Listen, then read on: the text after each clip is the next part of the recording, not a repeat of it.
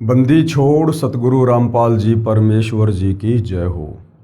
परमपिता परमात्मा सारी सृष्टि के रचनहार कुल मालिक, असंख्य ब्रह्मांडों के स्वामी, जगत गुरु, तीनों लोकों में प्रवेश करके सबका धारण पोषण करने वाले, राजाधिराज आत्माधार, नाथों के नाथ, देवों के देव महादेव, सर्वेश्वर महेश्वर मृत्युंजय, अजरो अमर, आदि अनादि सनातनी प्रभु, जगत पिता जगदीश्वर, श्री श्री 1008 की उपाधि के वास्तविक अधिकारी, अकाल मूर्त शब्द स्वरूपी राम वासुदेव, सर्वगतम ब्रह्म, परम पूज्य, प्रथम पूज्य, परम संत, परम पुरुष, परम धनी, परम दयालु, सत्य कबीर, हक्का कबीर, अल्लाहु कबीर, अल्लाहु अकबर, बाखबर, अल्लाह ताला, जगत के तारणहार, जगत के मुक्तिदाता, जगत के जगन्नाथ, हारे के सहारे, हिंदुओं के राम, मुसलमानों के अल्लाह, सिखों के वाहिगुरु, ईसाइयों के मसीह, दया के सागर दयानिधि, करुणा के सागर करुणानिधि,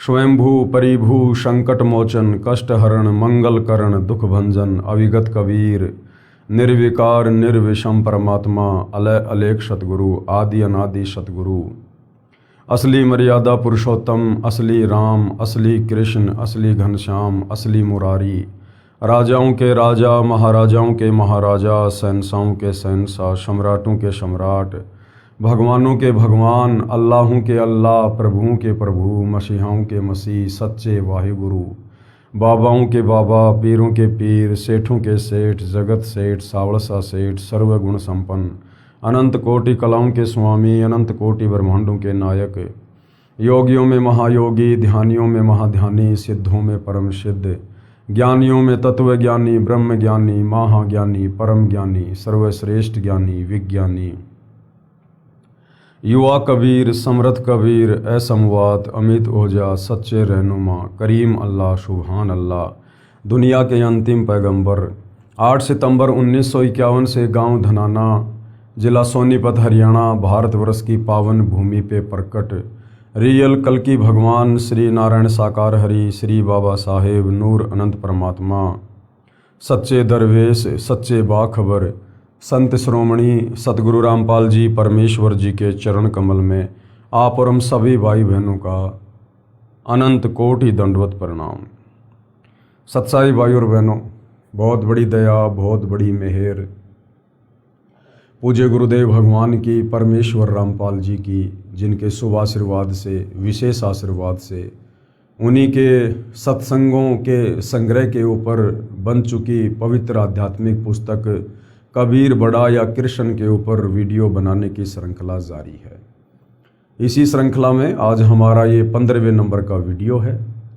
इस पवित्र पुस्तक कृष्ण बड़ा या कबीर, इसके प्रत्येक वीडियो से हमें अध्यात्म को लेकर, शास्त्र अनुकूल साधना को लेकर, भक्ति और भगवान को लेकर, धार्मिक अनुष्ठानों को लेकर विशेष जानकारी उपलब्ध हो रही है।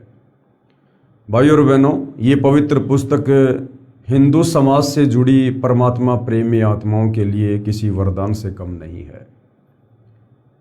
जो हमारे नादान तत्व ज्ञानहीन धर्म गुरु हमें सदियों से शास्त्र अनुकूल साधना प्रदान नहीं कर सके, वो शास्त्र अनुकूल सत भक्ति अब परम पूज्य परमेश्वर सतगुरु रामपाल जी ने पूरे विश्व के मानव समाज के कल्याण के लिए सार्वजनिक कर दी है। अब यदि आवश्यकता है तो परम पूज्य सतगुरु रामपाल जी के सत्संगों को ध्यान पूर्वक सुनकर, उनसे उपदेश प्राप्त करके अपनी आत्मा का कल्याण करवाने की है। ये मनुष्य जन्म भाई और बहनों 184 योनियां भोगने के बाद परमेश्वर अपने तरफ से एक विशेष तोहफे के रूप में देते हैं और कहते हैं कि मानव जन्म पाए कै जो नहीं रटे हरि नाम, जैसे कुआं जल बिना फिर बनवाया क्या काम। ये मनुष्य जन्म हमें सिर्फ और सिर्फ आत्मा का कल्याण करवाने के लिए ही मिलता है, क्योंकि इस मनुष्य शरीर में जो विशेष सुविधा और विशेष बुद्धि हमें परमेश्वर के द्वारा प्रदान की जाती है, सोचने की, समझने की, काम धंधा करने की, विचार विमर्श करने की, आपस में प्यार प्रेम भाईचारे के साथ रहने की, सुख दुख में एक दूसरे का साथ देने की, और सबसे बड़ी बात भक्ति और भगवान को पहचानने की। और ऊपर से वो परमेश्वर हमें तत्वदर्शी संत के रूप में आकर तत्व ज्ञान प्रदान कर देते हैं, हमें एक प्रकार से अंधेरे में साफ साफ रास्ता देखने के लिए टॉर्च प्रदान कर देते हैं। और उसके बावजूद भी यदि हम इस मनुष्य जन्म से परमात्मा की प्राप्ति नहीं करते हैं, मोक्ष प्राप्ति नहीं करते हैं, तो भाइयों और बहनों हम फिर से लंबे समय के लिए, युगों युगों के लिए लक 84 योनियों में चले जाते हैं। तो आज मौका दिया है हमें परम अक्षर ब्रह्म परमपिता परमेश्वर कबीर देव जी ने। वे खुद 8 सितंबर 1951 से गांव धनाना, जिला सोनीपत, हरियाणा, भारतवर्ष की पावन भूमि पे प्रकट हैं। आज उन्होंने अध्यात्म का पिटारा खोल रखा है और पलकें बिछाएं आप और हम आत्माओं के इंतज़ार में बैठे हैं। तो भाइयों और बहनों, सर्वप्रथम उनके सत्संगों को सुनिए, उनके द्वारा लिखित पुस्तकों को पढ़िए और उसके बाद उपदेश प्राप्त करके अतिशीघ्र अपनी आत्मा के कल्याण वाले मार्ग पर चलिए। अब उसके लिए भाइयों और बहनों, ये पवित्र पुस्तक कबीर बड़ा या कृष्ण, अगर आपने इस पवित्र पुस्तक को निष्पक्ष होकर, रुचि लेकर यदि ध्यान से पढ़ लिया और समझ लिया, तो भाइयों और बहनों आपको सब कुछ क्लियर हो जाएगा कि वास्तव में एक पूर्ण परमात्मा कौन है। जिस पूर्ण परमात्मा ने ब्रह्मा विष्णु महेश को भी बनाया, 33 करोड़ देवी देवताओं को बनाया, दुर्गा को बनाया, इस काल ब्रह्म को बनाया, अक्षर पुरुष को बनाया, सकल सृष्टि को रचा और तीनों लोकों में प्रवेश करके सबका धारण पोषण कर रहे हैं, वो एक परमेश्वर कौन है, जिसकी तलाश इस आत्मा को युगों युगों से रही है। आज भाइयों और बहनों हमारी वो तलाश समाप्त हो जाएगी यदि हमने ध्यानपूर्वक इस पवित्र पुस्तक को पढ़ लिया तो भाइयों और बहनों, इस पवित्र पुस्तक कबीर बड़ा या कृष्ण पर जो विशेष विषय चल रहा है वो है जनता की अदालत में प्रश्नोत्तरी। यानी जनता की अदालत यानी हिंदू समाज, और जनता की अदालत में जज भी जनता ही है, क्योंकि जनता शिक्षित है, पढ़ी लिखी है, अपनी आंखों से अपने ही पवित्र धर्मशास्त्रों में लिखी सच्चाई को देखकर निर्णय कर सकती है। मुकदमा है कि सबसे बड़ा भगवान कौन, कबीर बड़ा या कृष्ण। एक तरफ श्री कृष्ण और विष्णु जी के वकील साहिबानों के रूप में हिंदू समाज के सर्व धर्मगुरु आचार्य शंकराचार्य खड़े हैं, तो दूसरी तरफ कबीर जी के वकील के रूप में परम पूज्य सतगुरु रामपाल जी खड़े हुए हैं। और जो प्रश्न श्री कृष्ण उर्फ विष्णु को परमेश्वर कहने को लेकर श्री कृष्ण जी के वकील हिंदू धर्मगुरुओं ने अदालत में रखे थे, उन सभी प्रश्नों का प्रमाणित जवाब हिंदू धर्म ग्रंथों को आधार बनाकर सतगुरु रामपाल जी ने जनता की अदालत में जनता के सामने पेश कर दिए और ये साबित कर दिया कि श्री कृष्ण उर्फ विष्णु ये पूर्ण परमात्मा नहीं है, ये अविनाशी नहीं है, अजरो अमर नहीं है, ये नाशवान है। इनका जन्म होता है, मृत्यु होती है, इनके माता पिता हैं, इनकी माँ दुर्गा है और इनका पिता काल भगवान है। और ब्रह्मा विष्णु महेश इन तीनों देवताओं की भक्ति से पूर्ण मुक्ति नहीं हो सकती। देवी दुर्गा और ब्रह्म की भक्ति से भी पूर्ण मोक्ष नहीं है। उसके बाद जनता अध्यात्म में रुचि लेने लगी और श्री कबीर देव जी के वकील सतगुरु रामपाल जी से जनता की अदालत में जनता अध्यात्म को लेकर तरह तरह के सवाल करने लगी और प्रत्येक सवाल का सतगुरु रामपाल जी प्रमाणित जवाब दे रहे हैं। इसी प्रश्नोत्तरी में आज का हमारा जो विषय है वो ये है कि चारों वेदों में, पवित्र गीता जी में और 18 पुराणों में ये पितृ पूजना, श्राद्ध निकालना, भूत पूजा करना, पाखंड पूजा करना, देवी देवताओं की पूजा करना, ये बिल्कुल मना है। तो जनता बहुत ध्यानपूर्वक सुन रही है और कबीर जी के वकील सतगुरु रामपाल जी सच्चाई उन्हीं धर्म ग्रंथों को सामने रखकर बता रहे हैं। गीता, वेदों व पुराणों में भी पितृ व भूत पूजा मोक्षदायक नहीं है। ये भूत पूजा क्या है, ये पितृ पूजा क्या है? जो हम अपने पूर्वजों के श्राद्ध निकालते हैं, उनकी समाधि पूजते हैं, 12वीं और 13वीं करते हैं, इसको कहते भूत पूजा, पितृ पूजा, जो शास्त्रों के विरुद्ध है। इसका प्रमाण देखिए, श्री कृष्ण जी के वकील साहिबान कहते हैं कि हम श्राद्ध करते तथा करवाते हैं, जबकि गीता अध्याय 9 श्लोक 25 में कहा है कि जो पितरों की पूजा करते हैं वे पितरों को प्राप्त होते हैं। यानी मोक्ष नहीं होता, वो अपने पूर्वजों के पास चले जाते हैं, यानी वो पितर योनि प्राप्त करके पितरलोक में जाएंगे। और पितरलोक में कितने कष्ट हैं, अरे कष्ट हैं तभी तो हम उनको भोजन यहाँ से भेज रहे हैं धर्मगुरुओं के कहने पर। अगर उस पितरलोक में भरपूर खाना होता, भरपूर पानी होता, अगर आत्मा वहाँ पर भूखी प्यासी नहीं मरती, तो हम पीछे से उन नादान धर्मगुरुओं के कहने पर शास्त्र विरुद्ध साधना करते हुए हमारे उन पूर्वजों के श्राद्ध क्यों निकाल रहे हैं? हम उनका खाना बना बना के यहाँ पर पशु पक्षियों को क्यों खिला रहे हैं? क्योंकि उस पितरलोक में उनको पेट भर खाना भी नहीं मिलता, पेट भर पानी भी नहीं मिलता उनको, जिस कारण से वो वहाँ से याचना करते हैं, प्रार्थना करते हैं। और ये हमारे नादान धर्मगुरु फिर आप और हमारे से श्राद्ध निकलवाते हैं। मोक्ष नहीं होगा पितृ पूजा से। जो भूत पूजते हैं, भूत पूजना यानी समाधि पूजना, 12वीं 13वीं ये पिंड भरना, जो भूत पूजते हैं वे भूतों को प्राप्त होंगे, भूत बनेंगे वो, यानी भूत बनेंगे। श्राद्ध करना और ये पितृ पूजा तथा भूत पूजा है। श्राद्ध करना क्या है? पितृ पूजा और भूत पूजा है। 13वीं क्रिया करना, वर्षी करना, शमशान घाट से शेष बची हड्डियों के अवशेष उठाकर गंगा में प्रवाह करना, व पुरोहितों से प्रवाह करवाना आदि आदि सब ये पितृ तथा भूत पूजा है। कहने का अर्थ है भाइयों और बहनों, इन नादान धर्म गुरुओं के बहकावे में आकर गीता, वेद और पुराणों के विपरीत हमारे पूर्वजों ने जो शास्त्रों के विरुद्ध भक्ति साधना की, उसके चलते मरने के बाद वो पितृ योनि में चले गए, भूत योनि में चले गए। यानी हमारे पूर्वज, हमारे दादा, हमारी दादी, हमारे परदादा, हमारी परदादी, हमारे रिश्तेदार, जिन जिन लोगों ने ये शास्त्र विरुद्ध साधना की है, वो मरने के बाद में भूत बने हुए हैं, प्रेत योनि में हैं।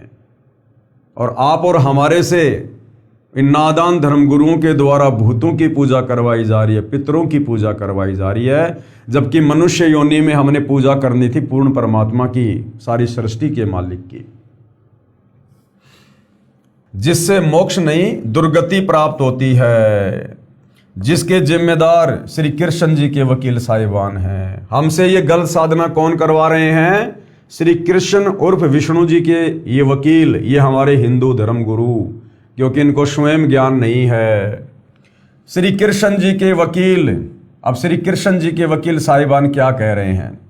श्राद्ध कर्म तो भगवान रामचंद्र जी ने वनवास के दौरान भी अपने पिता श्री दशरथ जी का किया था। सीता जी ने अपने हाथों से भोजन बनाया था।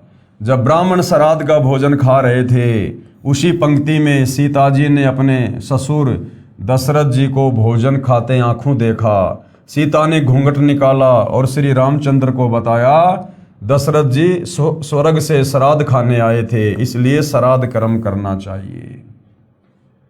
अब जनता की अदालत में अपनी पोल खुलती हुई देखकर भरी सभा में ये श्री कृष्ण उर्फ विष्णु जी के तमाम वकील अर्थात सभी हिंदू धर्मगुरु क्या कहने लगे अपनी बात को ऊपर रखने के लिए कि श्राद्ध कर्म करना गलत कैसे हो सकता है।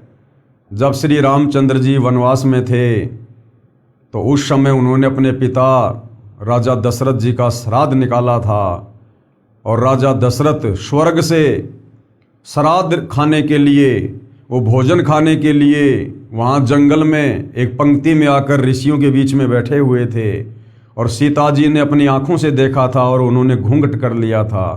तो श्राद्ध कर्म करना गलत कैसे हुआ? हमारे भगवान श्री रामचंद्र जी भी तो श्राद्ध निकाला करते थे। तो कबीर जी के वकील सतगुरु रामपाल जी किस प्रकार से प्रमाणिक जवाब दे रहे हैं? कबीर जी के वकील, अदालत को बताना चाहता हूं कि इन्होंने यानी शास्त्र विधि त्याग कर मनमाना आचरण करने व करवाने वालों ने ही दशरथ जैसी नेक आत्माओं को गलत साधना करने के लिए प्रेरित करके भूत व पितर बनवाया। जैसे हमारे पूर्वजों को इन गलत साधना करने वाले नादान धर्म गुरुओं ने मरने के बाद में प्रेत योनि में भेज दिया, पितृ योनि में भेज दिया, उसी प्रकार त्रेता युग में राजा दशरथ के जो धार्मिक गुरु थे वो भी इन धर्म गुरुओं की भांति थे। उनको भी तत्व ज्ञान नहीं था, वो भी शास्त्र विरुद्ध साधना किया करते थे, वेदों के विरुद्ध साधना किया करते थे। और उन नीम हकीमों के अनुसार साधना करने से जो शास्त्र विरुद्ध साधना थी, मरने के बाद में राजा दशरथ की भी दुर्गति हुई। मरते समय भी दुर्गति हुई क्योंकि अपने घर की छत से नीचे गिरकर और उनकी गर्दन टूटने से अकाल मृत्यु हुई। और मरने के बाद वो प्रेत योनि में गए, वो पितृ योनि में गए, वहां भी वो दुखी। फिर वह श्राद्ध ही खाएगा और क्या करेगा? फिर उसे स्वर्ग के पकवान कहां से मिलेंगे या मोक्ष कहां से मिलेगा? अगर राजा दशरथ मरने के बाद में स्वर्ग गए होते तो स्वर्ग से इस पृथ्वी पर श्राद्ध का भोजन खाने के लिए उनको आने की जरूरत नहीं पड़ती, क्योंकि स्वर्ग में तो कामधेनु गाय है, कल्प वृक्ष है, और स्वर्ग में वही आत्माएं जाती हैं जिनके पास में ढेर सारे पुण्य होते हैं। उन पुण्यों के बदले वो आत्मा वहां पर ऐश करती है, आराम करती है, सर्व भोग भोगती है।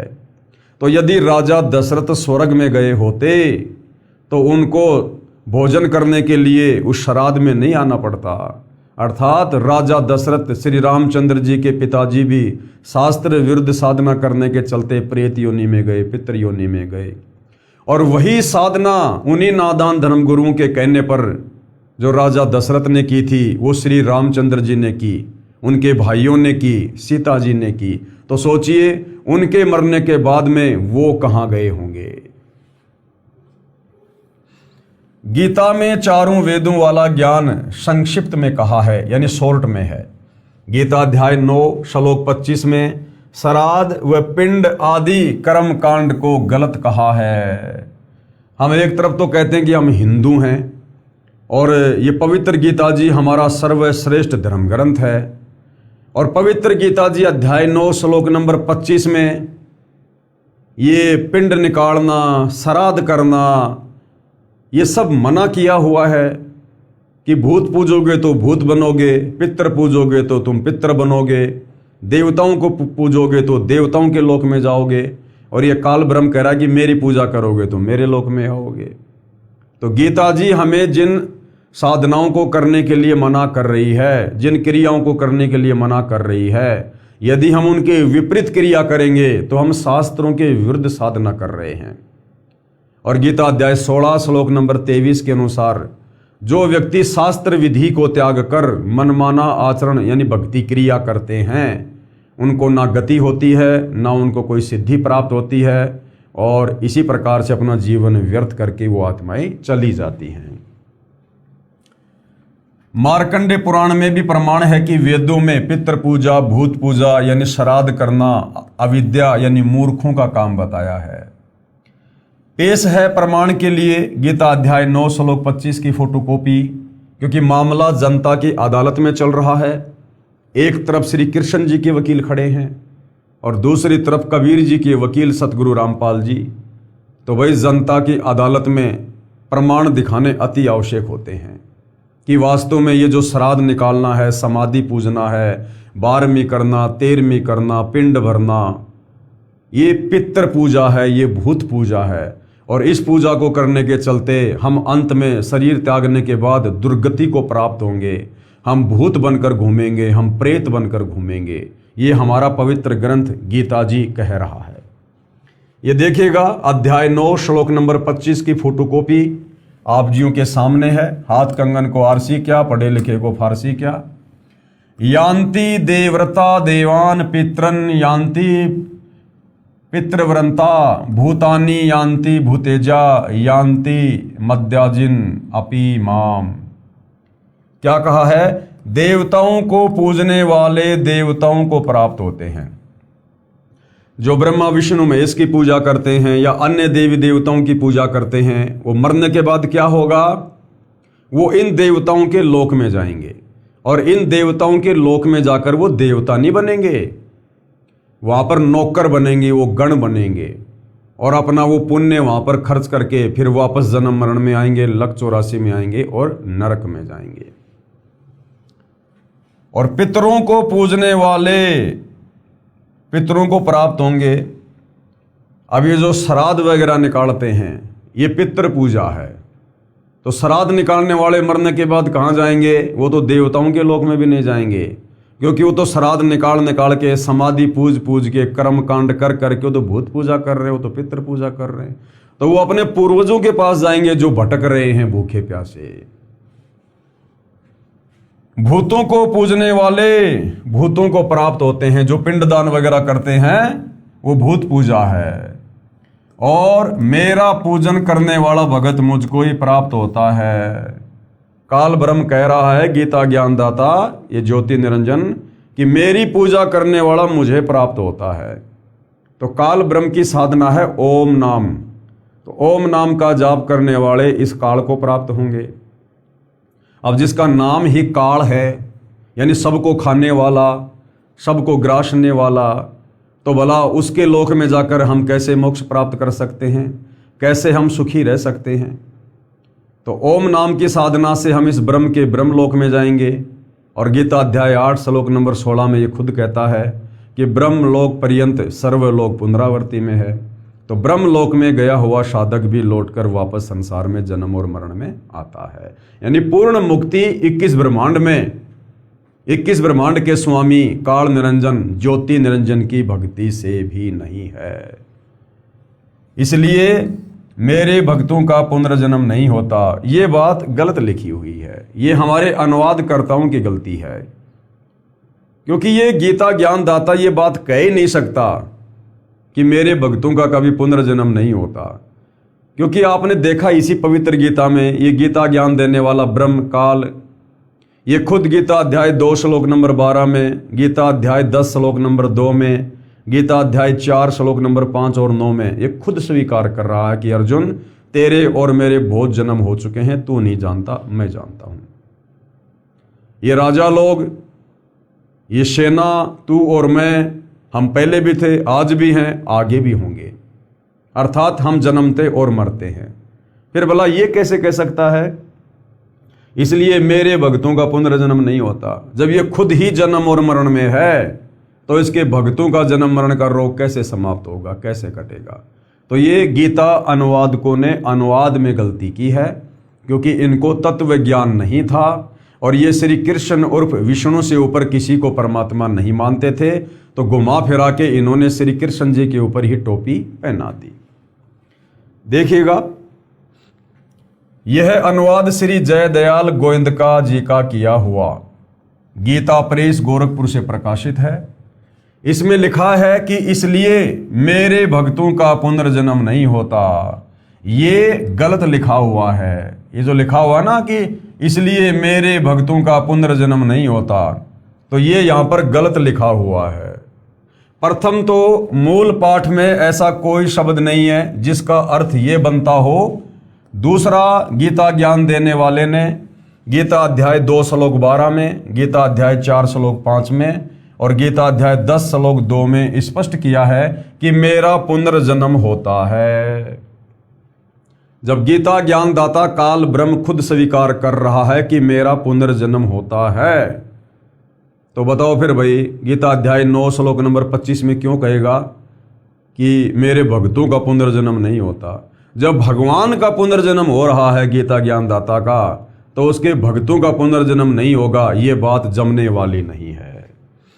ये तो बार बार जन्मता और मरता है। जब गीता ज्ञानदाता स्वयं जन्मता मरता है, तो पुजारी का जन्म मरण कैसे समाप्त हो सकता है? ये सोचने की बात है। श्री कृष्ण जी के वकील साहिबानों यानी हिंदू धर्म गुरुओं ने जनता को झूठा ज्ञान बताकर भ्रमित कर रखा है। ये वर्तमान में जितने भी संत, महंत, मंडलेश्वर, आचार्य, शंकराचार्य हैं, इन सब ने भोली भाली हिंदू धर्म की जनता को गुमराह करने का ठेका लिया हुआ है और अनमोल मानव जन्म बर्बाद करवा रहे हैं। क्योंकि ये मनुष्य जन्म सिर्फ और सिर्फ शास्त्र अनुकूल साधना करके, और शास्त्र अनुकूल साधना मिलेगी तत्वदर्शी संत की शरण में। क्योंकि हमारे जो धर्म ग्रंथ हैं, पवित्र वेद और गीता, ये अध्यात्म का संविधान है। और गीता अध्याय 4 श्लोक नंबर 34 में गीता ज्ञानदाता खुद कह रहा है कि यदि परमेश्वर की प्राप्ति करनी है, पूर्ण मोक्ष प्राप्त करना है, तो अर्जुन किसी तत्वदर्शी संत की खोज कर ले और उस तत्वदर्शी संत के बताए अनुसार साधना कर, फिर तेरा जन्म मरण समाप्त होगा। तो भाई और बहनों, गीता ज्ञानदाता से बढ़ के ज्ञान तो हिंदू समाज के गुरुओं को नहीं हो सकता ना। तो ये हमारे नादान धर्म गुरु हमसे इन वेद शास्त्रों के अनुसार भक्ति नहीं करवा रहे। ये अपना मनमाना आचरण जो इन्होंने पीढ़ी दर पीढ़ी अपने गुरुओं से स्वीकार किया है, वो आप और हमारे ऊपर थोप दिया जो क्या त्यों। लेकिन गीता जी क्या कह रही है? यदि हम शास्त्रों के अनुसार साधना करेंगे तो हम मुक्ति को प्राप्त होंगे। अब देखिएगा, श्राद्ध पिंडदान गीता अनुसार कैसा है। यानी पवित्र गीता जी में श्राद्ध निकालना, पिंडदान करना, ये शास्त्र अनुकूल है या शास्त्रों के विरुद्ध है? देखिएगा, आप श्री कृष्ण जी के वकील यानी जनता की अदालत में कबीर जी के वकील सतगुरु रामपाल जी श्री कृष्ण जी के वकीलों से यानी हिंदू धर्मगुरु से सवाल कर रहे हैं कि आप श्राद्ध व पिंडदान करते तथा करवाते हो। और उन्होंने हाँ भी भरी है कि हाँ, हम श्राद्ध करते हैं और अपने भक्तों से भी करवाते हैं। गीता अध्याय 9 श्लोक 25 में स्पष्ट किया है कि भूत पूजने वाले भूतों को प्राप्त होंगे। श्राद्ध करना, पिंड दान करना, ये भूत पूजा है, ये व्यर्थ साधना है। पुराणों में कुछ वेद ज्ञान है, यानी जो पुराण है उनमें भी थोड़ा बहुत वेदों के अनुसार ज्ञान है, वो भी हमें स्वीकार्य है। आगे क्या कहा जा रहा है? श्राद्ध पिंडदान के प्रति रुचि ऋषि का वेद मत। एक रुचि ऋषि की कथा है, उस रुचि ऋषि की कथा के अनुसार ये श्राद्ध निकालना, पिंडदान करना, ये कितना सही है और कितना गलत है हम समझेंगे। मार्कंडे पुराण में रोचे ऋषि के जन्म की कथा आती है। एक रुचि ऋषि था, वह ब्रह्मचर्य का पालन करते हुए वेदों अनुसार साधना करता था। यानी उसने शादी नहीं करवाई अपनी आत्मा के कल्याण के लिए। यदि एक बार मैं इस शादी वाले काल के बंधन में बंध गया, विषय वासनाओं के चक्कर में पड़ गया, तो मैं कभी भी निर्मल आत्मा के साथ में, शुद्ध आत्मा के साथ में भक्ति नहीं कर पाऊंगा। तो उसने शादी नहीं करवाई अपनी आत्मा के कल्याण के लिए कि असंग जन्म हो गए बच्चे पैदा करते करते। पिछली बार मेरे बच्चे कौन थे, उससे पिछली बार कौन थे, मुझे याद भी नहीं है। कहाँ कहाँ मेरा वंश चल रहा है, मुझे याद भी नहीं है। शरीर छूटते मैं सब कुछ भूल जाता हूँ, सब कुछ यही रह जाता है। ये सोचकर कि मैं बार बार जन्म लेता हूँ, मरता हूँ, मेरा मोक्ष नहीं हो पा रहा, मेरी दुर्गति हो रही है, और अब की बार मैं अपनी आत्मा का कल्याण करवाऊंगा। भक्ति के अलावा और किसी भी प्रकार का सांसारिक झंझट अपने गले में नहीं डालूंगा। ये सोचकर उसने शादी नहीं करवाई, अर्थात विवाह नहीं करवाया था। रुचि ऋषि के पिता, दादा और परदादा तथा तीसरे दादा सब भूत योनि में भूखे प्यासे भटक रहे थे। और रुचि ऋषि के दादा परदादा एक नंबर के ब्राह्मण थे, एक नंबर के पंडित थे, वो वेदों के ज्ञाता। और मरने के बाद वो वेदों के ज्ञाता भी भूत बने फिरे, पितृ योनि में गए। तो वर्तमान का हिंदू समाज जिसने कभी वेदों की शक्ल भी नहीं देखी, 90% हिंदू समाज ने केवल उन नादान धर्मगुरुओं के कहने पर कि हम जो भक्ति साधना बता रहे हैं वो वेदों के अनुसार है, गीता के अनुसार है, मनमाना आचरण कर रहे हैं। तो सोचिए वर्तमान वाले की क्या दुर्गति होगी जब उन युगों में, द्वापर और त्रेता में, वो वेदों के प्रकांड ज्ञाता समझे जाने वाले महर्षि भी जो वेदों के अनुसार साधना किया करते थे, वो भी मरने के बाद में भूत बने फिर रहे हैं, प्रेत बने फिर रहे हैं। तथा तीसरे दादा सब पितर यानी भूत योनि में भूखे प्यासे भटक रहे थे। एक दिन उन चारों ने रुचि ऋषि को दर्शन दिए, उन भूखे मर्तों ने दर्शन दिए तथा कहा कि बेटा आपने विवाह क्यों नहीं किया, विवाह करके हमारे श्राद्ध करना। रुचि ऋषि ने कहा कि हे पितामहो, वेद में इन श्राद्ध आदि कर्मों को अविद्या कहा है। अविद्या यानी मूर्खों का काम कहा है। वो जो भूत बने फिर रहे थे उसके दादा परदादा तीसरा दादा, उन्होंने दर्शन दिए रुचि ऋषि को, भूखे मृतों ने, और कहा बेटा तुमने शादी क्यों नहीं करवाई, बेटा शादी करवा, फिर हमारे श्राद्ध निकाल बेटा, इससे तुझे मुक्ति मिल जाएगी, तेरा मोक्ष हो जाएगा।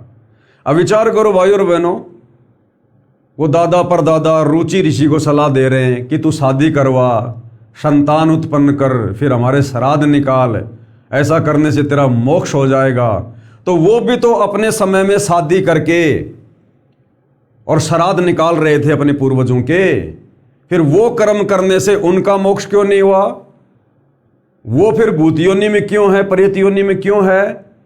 तो रुचि ऋषि ने विचार किया कि जब इस प्रकार से शादी करके श्राद्ध करने से भाई जब मेरे दादा और परदादाओं का मोक्ष नहीं हुआ, तो इनके कहने से वही कर्म कांड करने से जिसको वेदों में अविद्या यानी मूर्खों की पूजा कहा है श्राद्ध निकालने को, भला मेरा मोक्ष कैसे हो जाएगा? तो रुचि ऋषि ने क्या कहा?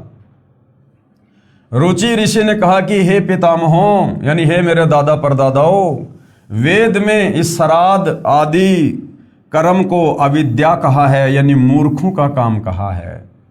फिर आप मुझे इस कर्म को करने को क्यों कह रहे हो? क्योंकि वो भूखे मर रहे थे, अपनी भूख शांत करवाना चाहते थे, दुखी हो रहे थे। पितरों ने कहा कि ये बात बिल्कुल सत्य है कि श्राद्ध आदि कर्म को वेदों में अविद्या अर्थात मूर्खों का कार्य कहा है। वेद वो भी पढ़ा करते थे, वो भी ब्राह्मण थे, पंडित थे, लेकिन साधना वेदों के विपरीत करके अपने जीवन का सत्यानाश कर गए। तो कह रहे कि बेटा रुचि बात तो तेरी सही है, ये श्राद्ध निकालना, पिंडदान करना, ये वेदों में अविद्या कहा गया है, ये मूर्खों की पूजा कहा गया है। पितरों ने कहा कि ये बात बिल्कुल सत्य है कि श्राद्ध आदि कर्म को वेदों में अविद्या अर्थात मूर्खों का कार्य ही कहा है। पितरों ने यह भी कहा है कि बेटा तुम जिस मार्ग पर चल रहे हो यह मोक्ष का मार्ग है। ये बेटा रुचि, तो ये श्राद्ध वगैरह ना करके, ये पिंडदान वगैरह ना करके, और जो वेदों के अनुसार जो साधना कर रहा है ना बेटा, ये वास्तव में मोक्ष मार्ग है। वो पितर भी इस बात को स्वीकार कर रहे हैं कि श्राद्ध नहीं निकालने चाहिए। विचार करो, रुचि ऋषि के पूर्वज सब ब्राह्मण यानी ऋषि थे, वेद पढ़ते थे, कर्म कांड वेद विरुद्ध करते थे, लेकिन भक्ति साधना सारी वेदों के विपरीत किया करते थे, जिस कारण से वो प्रेत योनि में गिरे। उन्होंने वेद तो पढ़ रखे थे, इसलिए स्वीकार किया कि वेद में ऐसा ही कहा है। फिर उन पितरों ने वेद विरुद्ध ज्ञान बताकर रुचि ऋषि को भ्रमित कर दिया, क्योंकि मोह भी अज्ञान की जड़ है। मार्कंडेय पुराण के प्रकरण से सिद्ध हुआ कि वेदों में तथा वेदों के ही संक्षिप्त रूप गीता में श्राद्ध और ये पिंडोतक आदि भूत पूजा के कर्म को निषेध बताया है, नहीं करना चाहिए। उन मूर्ख ऋषियों ने अपने पुत्र को भी श्राद्ध करने के लिए विवश किया, उसने विवाह कराया, रुचि ऋषि ने बाद में शादी करवाई, शादी के बाद में रोचे ऋषि का जन्म हुआ और बेटा भी पाप का भागी बना लिया, पितर बना दिया। आश्चर्य की बात तो ये है, क्या है? आश्चर्य की बात तो ये है कि रुचि ऋषि के पितरों ने कहा है कि बेटा तुम जिस मार्ग पर चल रहे हो, यानी जो श्राद्ध वगैरह नहीं निकाल रहे हो और वेदों के अनुसार ओम नाम की साधना कर रहे हो, वह मोक्ष का मार्ग है। फिर भी रुचि ऋषि को भ्रमित किया कि पितर पूज और पितर बन, करवा दुर्गति जैसे उन पितरों की हो रही थी। रुचि सही मार्ग पर था, उसे भी नरक का भागी बना दिया। ऐसे कर्म हैं इन श्री कृष्ण जी के वकीलों यानी धर्म गुरुओं के। धिक्कार है ऐसे लोगों को जो मानव जाति को भ्रमित करके उनका अनमोल मानव जीवन नष्ट करवा रहे हैं, स्वयं भी दुर्गति को प्राप्त हो रहे हैं। बड़ी अदालत में कबीर जी के वकील सतगुरु रामपाल जी ने उन तमाम हिंदू धर्म गुरुओं के सामने कहा कि धिक्कार है तुम जैसे नादान तत्व ज्ञानहीन धर्म गुरुओं को, जो इस अनमोल मनुष्य जन्म को शास्त्र विरुद्ध साधना करवा कर बर्बाद करवा रहे हैं। क्योंकि मानव जन्म दुर्लभ है, ये मिले न बारंबार। और जैसे पेड़ से पत्ता टूट गिरे फिर वापस नहीं लगता डार। ये 84 लाख प्रकार की योनियां भोगने के बाद गधा, कुत्ता, शुअर, बैल, बकरी, मच्छर, गंदी नाली का कीड़ा, सूअर, इस प्रकार से 84 लाख प्रकार के शरीर, और उन शरीरों में कैसा कैसा कष्ट भोगना पड़ता है। एक कुत्ते का जीवन देख लो, एक सूअर का जीवन देख लो, एक गधे का जीवन देख लो। सारा जिंदगी क्या खाता है, कैसे रहता है, कहाँ सोता है। इतना कष्ट भोगने के बाद और 84 लाख योनियों का समय, अरबों खरबों वर्ष लग जाते हैं भोगने में। इतना कष्ट भोगने के बाद परमेश्वर हमें एक मनुष्य जन्म देता है, स्त्री या पुरुष का, केवल परमात्मा प्राप्ति के लिए। क्योंकि मनुष्य जन्म में ही हम भक्ति करके मोक्ष करवा सकते हैं। और उस अनमोल मनुष्य जन्म को ये नादान धर्म गुरु अपने स्वार्थ के चलते, अपनी नादानी के चलते, मान बढ़ाई और अहंकार के चलते और शास्त्र विरुद्ध साधना करवाकर, श्राद्ध निकलवाकर, देवी देवताओं की पूजा करवाकर, कर्म कांड करवाकर, पिंड आदि भरवाकर और उसे बर्बाद करवा रहे हैं। तो सोचिए भाइयों और बहनों, इन नादान धर्म गुरुओं के साथ में मरने के बाद में अंत में क्या बनेगी। ये घोर नरक में डाले जाएंगे, घोर नरक में। पेश है प्रमाण के लिए संक्षिप्त मार्कंडे पुराण के अध्याय रोचे मनु की उत्पत्ति कथा से संबंधित प्रकरण की फोटोकॉपी। यानी हर बात का, जो बात जनता की अदालत में कबीर जी के वकील सतगुरु रामपाल जी कह रहे हैं, प्रत्येक बात का हिंदू धर्मशास्त्रों से प्रमाण दे रहे हैं, वेदों से, गीता जी से और पुराणों से, ताकि किसी को कोई संशय ना रहे। रोचे मनु की उत्पत्ति कथा। मार्कंडे जी कहते हैं, ब्राह्मण पूर्व काल की बात है। प्रजापति रुचि, ममता और अहंकार से रहित इस पृथ्वी पर विचरते थे। उन्हें किसी से भय नहीं था, वे बहुत कम सोते थे। उन्होंने न तो अग्नि की स्थापना की थी और न ही अपने लिए घर ही बना रखा था। यानी ना तो अपने घर पे भोजन बनाता था, ना उसने कोई शादी वादी करवाई, ना उसने अपना कोई मकान वकान बनवाया। अपनी भगवान की भक्ति करता था, घूमता फिरता था। वे एक बार भोजन करते और बिना आश्रम के ही रहते थे। उन्हें सब प्रकार की आसक्तियों से रहित एवं मनोवृत्ति से रहते देख उनके पितरों ने उनसे कहा। पितर बोले, बेटा, विवाह स्वर्ग और अपवर्ग का हेतु होने के कारण एक पुण्यमय कार्य है। भ्रमित किया उसको कि बेटा शादी करवाना तो बड़ा पुण्य का कार्य है। क्या खाक पुण्य का कार्य है? उसे तुमने क्यों नहीं किया? और गृहस्थ पुरुष समस्त देवताओं, पितरों, ऋषियों और अतिथियों की पूजा करके पुण्यमय लोगों को प्राप्त करता है। अरे तुम थे ना गृहस्थ में, तुम लोगों ने तो शादी करवा रखी थी, तभी तो वो रुचि ऋषि पैदा हुआ होगा। अगर गृहस्थ जीवन जीने से अगर सारे देवी देवता प्रसन्न हो जाते हैं, बड़ा सुख मिलता है, गति हो जाती है, तो अब तुम्हारी दुर्गति क्यों हो रही है जो तुम रुचि को सलाह दे रहे हो? गृहस्थ पुरुष समस्त देवताओं, पितरों, ऋषियों और अतिथियों की पूजा करके पुण्यमय लोगों को प्राप्त होता है और खुद वो प्रेत बने फिर रहे हैं। वह स्वाहा के उच्चारण से देवताओं को, सवधा के उच्चारण से पितरों को तथा अन्नदान, बलि, वैश्वदेव आदि से भूत आदि प्राणियों एवं अतिथियों को उनका भाग समर्पित करता है। बेटा, हम ऐसा मानते हैं, हम ऐसा मानते हैं, शास्त्रों में नहीं लिखा। अपना मनमाना आचरण थोप रहे हैं रुचि ऋषि के ऊपर। बेटा, हम ऐसा मानते हैं कि गृहस्थ आश्रम को स्वीकार न करने पर तुम्हें इस जीवन में कलेश उठाना पड़ेगा। अरे वो तो बड़ी आराम से रह रहा था, बड़ी शांति से रह रहा था। उसके जीवन में तो कोई दुख नहीं था, कोई कष्ट नहीं था, कोई कलेश नहीं था। लेकिन बाद में इन लोगों ने जबरदस्ती डरा के, धमका के, शादी करवा के जरूर उसके गले में झंझट डाल दिया और कलेश करवा दिया। तथा मृत्यु के बाद और दूसरे जन्म में भी कलेश ही भोगने पड़ेंगे। रुचि ने कहा, पितृगण, परिग्रहण मात्र ही अत्यंत दुख एवं पाप का कारण होता है कि हे मेरे पूर्वजों, शादी करने से ही बहुत सारे कलेश और दुख ऑटोमेटिक जीवन में आ जाते हैं। रुचि ऋषि कहने लगा, परिग्रह यानी शादी यानी वो ग्रस्त जीवन, परिग्रह मात्र ही अत्यंत दुख एवं पाप का कारण होता है तथा उससे मनुष्य की अधोगति होती है यानी दुर्गति होती है। फिर यही सोचकर मैंने पहले स्त्री संग्रह नहीं किया। मन और इंद्रियों को नियंत्रण में रखकर जो ये आत्म संयम किया जाता है वह भी परिग्रह करने पर मोक्ष का साधक नहीं होता। ममता रूप कीचड़ में सना हुआ होने पर भी आत्मा को परिग्रह शून्य चित्त रूपी जल से प्रतिदिन धोया जाता है, वह श्रेष्ठ प्रयत्न है। जितेंद्रिय विद्वानों को चाहिए कि वे अनेक जन्मों द्वारा संचित कर्म रूपी पड़ में सने हुए आत्मा का सदा सना रूपी जल से प्रक्षालन करें। पितर बोले, बेटा, जितेंद्रिय होकर आत्मा का प्रक्षालन करना उचित ही है, यानी आत्मा का मोक्ष करवाना अपनी इंद्रियों पर काबू करके बहुत अच्छी बात है।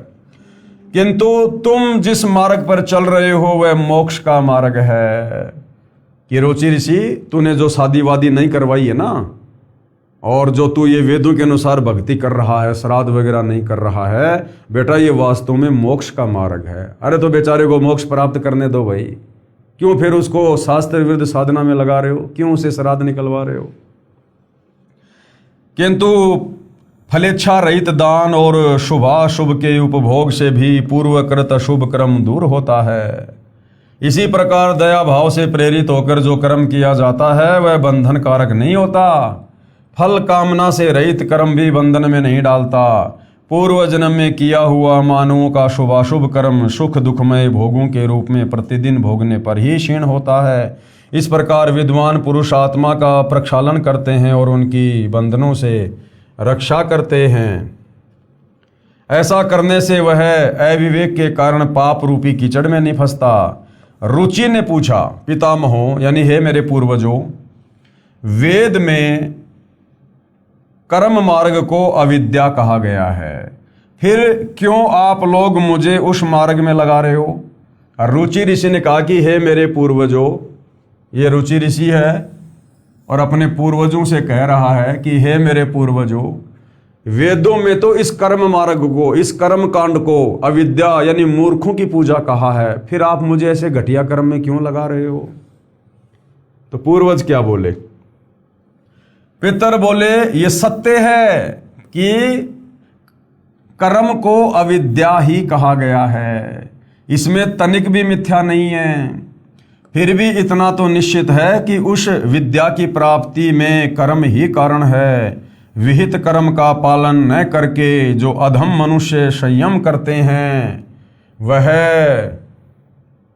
संयम अंत में मोक्ष की प्राप्ति नहीं कराता, अपितु अधोगति में ले जाने वाला होता है। वत्स, तुम तो समझते हो कि मैं आत्मा का प्रक्षालन करता हूँ, किंतु वास्तव में तुम शास्त्र विहित कर्मों के न करने के कारण पापों से दग्ध हो रहे हो, यानी उसको डरा रहे हो, उसको भयभीत कर रहे हैं ताकि वो श्राद्ध निकाले और हमारी भूख शांत हो।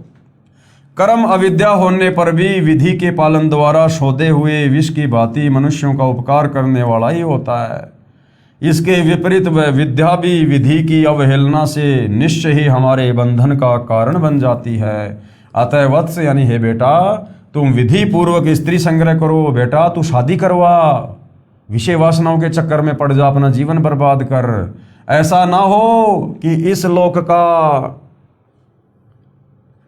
अब देखिएगा भाई और बहनों, आन उपासना करना व्यर्थ है। ये सब आन उपासना के अंतर्गत ही आता है। श्राद्ध निकालना, पिंड भरना, समाधि पूजना, ब्रह्मा विष्णु महेश की पूजा करना भी आन उपासना में आता है, क्योंकि गीता में ब्रह्मा विष्णु महेश तक की पूजा करने को भी मना किया गया है। श्री कृष्ण जी के वकील मूर्ति पूजा करने की राय देते हैं। ये काल ब्रह्म द्वारा दिया गलत ज्ञान है जो वेदों व गीता के विरुद्ध साधना होने से व्यर्थ है। सूक्ष्म वेद यानी तत्व ज्ञान में, सूक्ष्म वेद यानी पांचवा वेद, सूक्ष्म वेद में कबीर परमेश्वर जी ने आन उपासना निषेध बताया। उपासना का अर्थ है अपने इष्ट देव के निकट जाना, यानी इष्ट को प्राप्त करने के लिए की जाने वाली तड़फ, दूसरे शब्दों में पूजा करना। आन उपासना वह पूजा है जो शास्त्रों में वर्णित नहीं है। मूर्ति पूजा आन उपासना है। इस विषय पर सूक्ष्म वेद में कबीर साहब ने इस प्रकार स्पष्ट किया है। कैसे? कबीर, पत्थर पूजे हरि मिले तो मैं पूजूं पहाड़, और इससे तो चक्की भली जो पीस खाए संसार। वेद पढ़े पर भेद न जाने और बाचे पुराण 18, और पत्थर की पूजा करे ये भूल गए सृजनहारा। शब्दार्थ, किसी देव की पत्थर की मूर्ति बनाकर उसकी पूजा करते हैं जो शास्त्रों के विरुद्ध है, जिससे कुछ लाभ नहीं होता। कबीर परमेश्वर जी ने कहा है कि यदि एक छोटे पत्थर यानी देवता की प्रतिमा को पूजने से परमात्मा प्राप्ति होती हो तो मैं तो पहाड़ की पूजा कर लूं ताकि शीघ्र ही मोक्ष मिले, परंतु ये मूर्ति पूजा व्यर्थ है। इस मूर्ति वाले पत्थर से तो घर में रखी आटा पीसने वाली पत्थर की चक्की भी लाभदायक है, जिससे गेहूं पीसकर आटा बनाकर सब भोजन बनाकर खा रहे हैं। वो पत्थर की देवता वाली मूर्ति तो वो चक्की वाला काम भी नहीं कर सकती। चक्की वाला काम व्यर्थ में आपका समय, समासे और धन ही बर्बाद करेगी। वेदों व पुराणों का यथार्थ ज्ञान ना होने के कारण हिंदू धर्म के धर्मगुरु पढ़ते हैं वेद, पुराण और गीता, परंतु पूजा मनमाना आचरण करके करता तथा करवाते हैं। पत्थर की मूर्ति व शिवलिंग बनवाकर पूजा करते तथा अनुयायियों से करवाते हैं। इनको सृजनहार यानी परम अक्षर ब्रह्म का ज्ञान ही नहीं है, जिसने सारी सृष्टि को रचा है, सर्जन किया है। उसको ना पूजकर अन्य देवी देवताओं की पूजा तथा उन्हीं की काल्पनिक मूर्ति पत्थर की बनाकर पूजा का विधान लोकवेद यानी दंत कथा के आधार से बनाकर यथार्थ परमात्मा को भूल गए हैं। उस परमेश्वर यानी तत्ब्रह्म जो गीता अध्याय 8 श्लोक नंबर 3 में जिस तत्ब्रह्म का जिक्र है, उस तत्ब्रह्म यानी परम अक्षर ब्रह्म की भक्ति विधि का भी ज्ञान नहीं है। किनको? इन नादान हिंदू धर्म गुरुओं को। विवेक से काम लेते हैं। क्या कह रहे हैं कबीर जी के वकील सतगुरु रामपाल जी कि थोड़ा विवेक का इस्तेमाल करो। परमात्मा कबीर जी ने समझाने की कोशिश की है कि आप जी को आम का फल खाने की इच्छा हुई। किसी ने आपको बताया कि यह पत्थर की मूर्ति आम के फल की है। आम के फल के ढेर सारे गुण बताए। आप जी उस आम के फल के गुण तो उसको खाकर प्राप्त कर सकते हैं जो आम की मूर्ति पत्थर की बनी है, उससे आम वाला लाभ प्राप्त नहीं कर सकते। आप जी को आम का फल चाहिए। उसकी यथार्थ विधि है कि पहले मजदूरी नौकरी करके धन प्राप्त करो, फिर बाजार में जाकर आम के फल विक्रेता को खोजो, फिर वह वांछित वस्तु मिलेगी। इसी प्रकार जिस भी देव के गुणों से प्रभावित होकर उससे लाभ लेने के लिए आप प्रयत्नशील हैं, उससे लाभ की प्राप्ति उसकी मूर्ति से नहीं हो सकती। जिस प्रकार आपको आम खाना है, किसी ने आपको आम की महिमा बता दी कि आम बड़ा मीठा होता है, बड़ा स्वादिष्ट होता है, फलों का राजा होता है। किसी ने आम के गुणों की महिमा बताई, आपके अंदर आम खाने की इच्छा जो है वो प्रबल हुई। अब क्या करोगे? आप आम की खोज करोगे और उस खोज में कोई नादान व्यक्ति आपको आम की एक पत्थर की मूर्ति उठा के दे दे। जिस प्रकार आजकल जो फल विक्रेता हैं वो आम, सेब, अंगूर, इनकी वो प्लास्टिक के या पत्थर के आम वगैरह, केला वगैरह वो रखते हैं, वो बना बना के लोगों को आकर्षित करने के लिए। यदि कोई आम की पत्थर की मूर्ति आपको उठा के दे दे तो क्या जो गुण आम के अंदर हैं, जो मिठास, जो स्वाद रियल आम को खाने से मिलता है, क्या उस पत्थर की मूर्ति को खाने से या चाटने से मिल जाएगा आपको? बिल्कुल भी नहीं मिलेगा। उस पत्थर की, आम की या सेब की मूर्ति को देखकर आपको आम खाने की लालसा प्रकट होगी, आपको आम खाने की इच्छा प्रकट होगी, लेकिन उसी पत्थर की मूर्ति को खाने से आपको आम वाला स्वाद नहीं मिल सकता। तो इसी प्रकार ये जो देवी देवता हैं, इनकी पत्थर की मूर्तियां हैं, इनके विषय में कोई हमें बताता है कि ये भगवान विष्णु है, ये भगवान फलाना है, और इन्होंने अपने अपने जीवन काल में ऐसे ऐसे कार्य किए, ये इतने बड़े महापुरुष थे, तो उनकी वो कथाएं सुनकर, जो उन्होंने अपने जीवन काल में अच्छे कार्य किए, उन कार्यों की प्रशंसा सुनकर हमारी इच्छा बनेगी कि हम इनकी भक्ति करें, और उस भक्ति के नाम पर कोई हमें उनकी मूर्ति थमा दे और उस मूर्ति की हम पूजा करने लग जाएं, अपने घर पे रख के या मंदिर में रख के, तो उस मूर्ति की पूजा से उस भगवान के गुण ना तो हमारे अंदर आएंगे और ना हमें उस भगवान की भक्ति का कोई लाभ मिलेगा। उसके लिए क्या करना होगा? यदि ओरिजिनल आम खाना है तो उसके लिए सबसे पहले हमने मेहनत मजदूरी करनी पड़ेगी, 100-200 रुपये अपनी जेब में डालने पड़ेंगे। फिर जहां पर वो ओरिजिनल आम मिलता है, उस आम विक्रेता के पास जाना पड़ेगा, वो पैसे उसको दो, बदले में आम खरीदो, उसके बाद आप जी आम खाओ, आपको स्वाद आएगा। तो इसी प्रकार गीता अध्याय 4 श्लोक नंबर 34 के अनुसार कि अर्जुन, यदि तुझे भक्ति का लाभ उठाना है, भक्ति का रस चखना है, परमात्मा प्राप्त करना है, मोक्ष प्राप्त करना है, तो भाई किसी फल विक्रेता यानी तत्वदर्शी संत की खोज कर और उस तत्वदर्शी संत के बताए अनुसार भक्ति साधना कर। उसके बाद तुझे उस परमात्मा की प्राप्ति होगी, उस परमेश्वर की प्राप्ति होगी।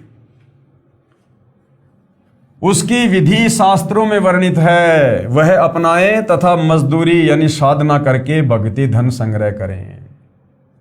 फिर वृक्ष की शाखा रूपी देव आप जी को मन वांछित फल आपके भक्ति कर्म के आधार से देंगे।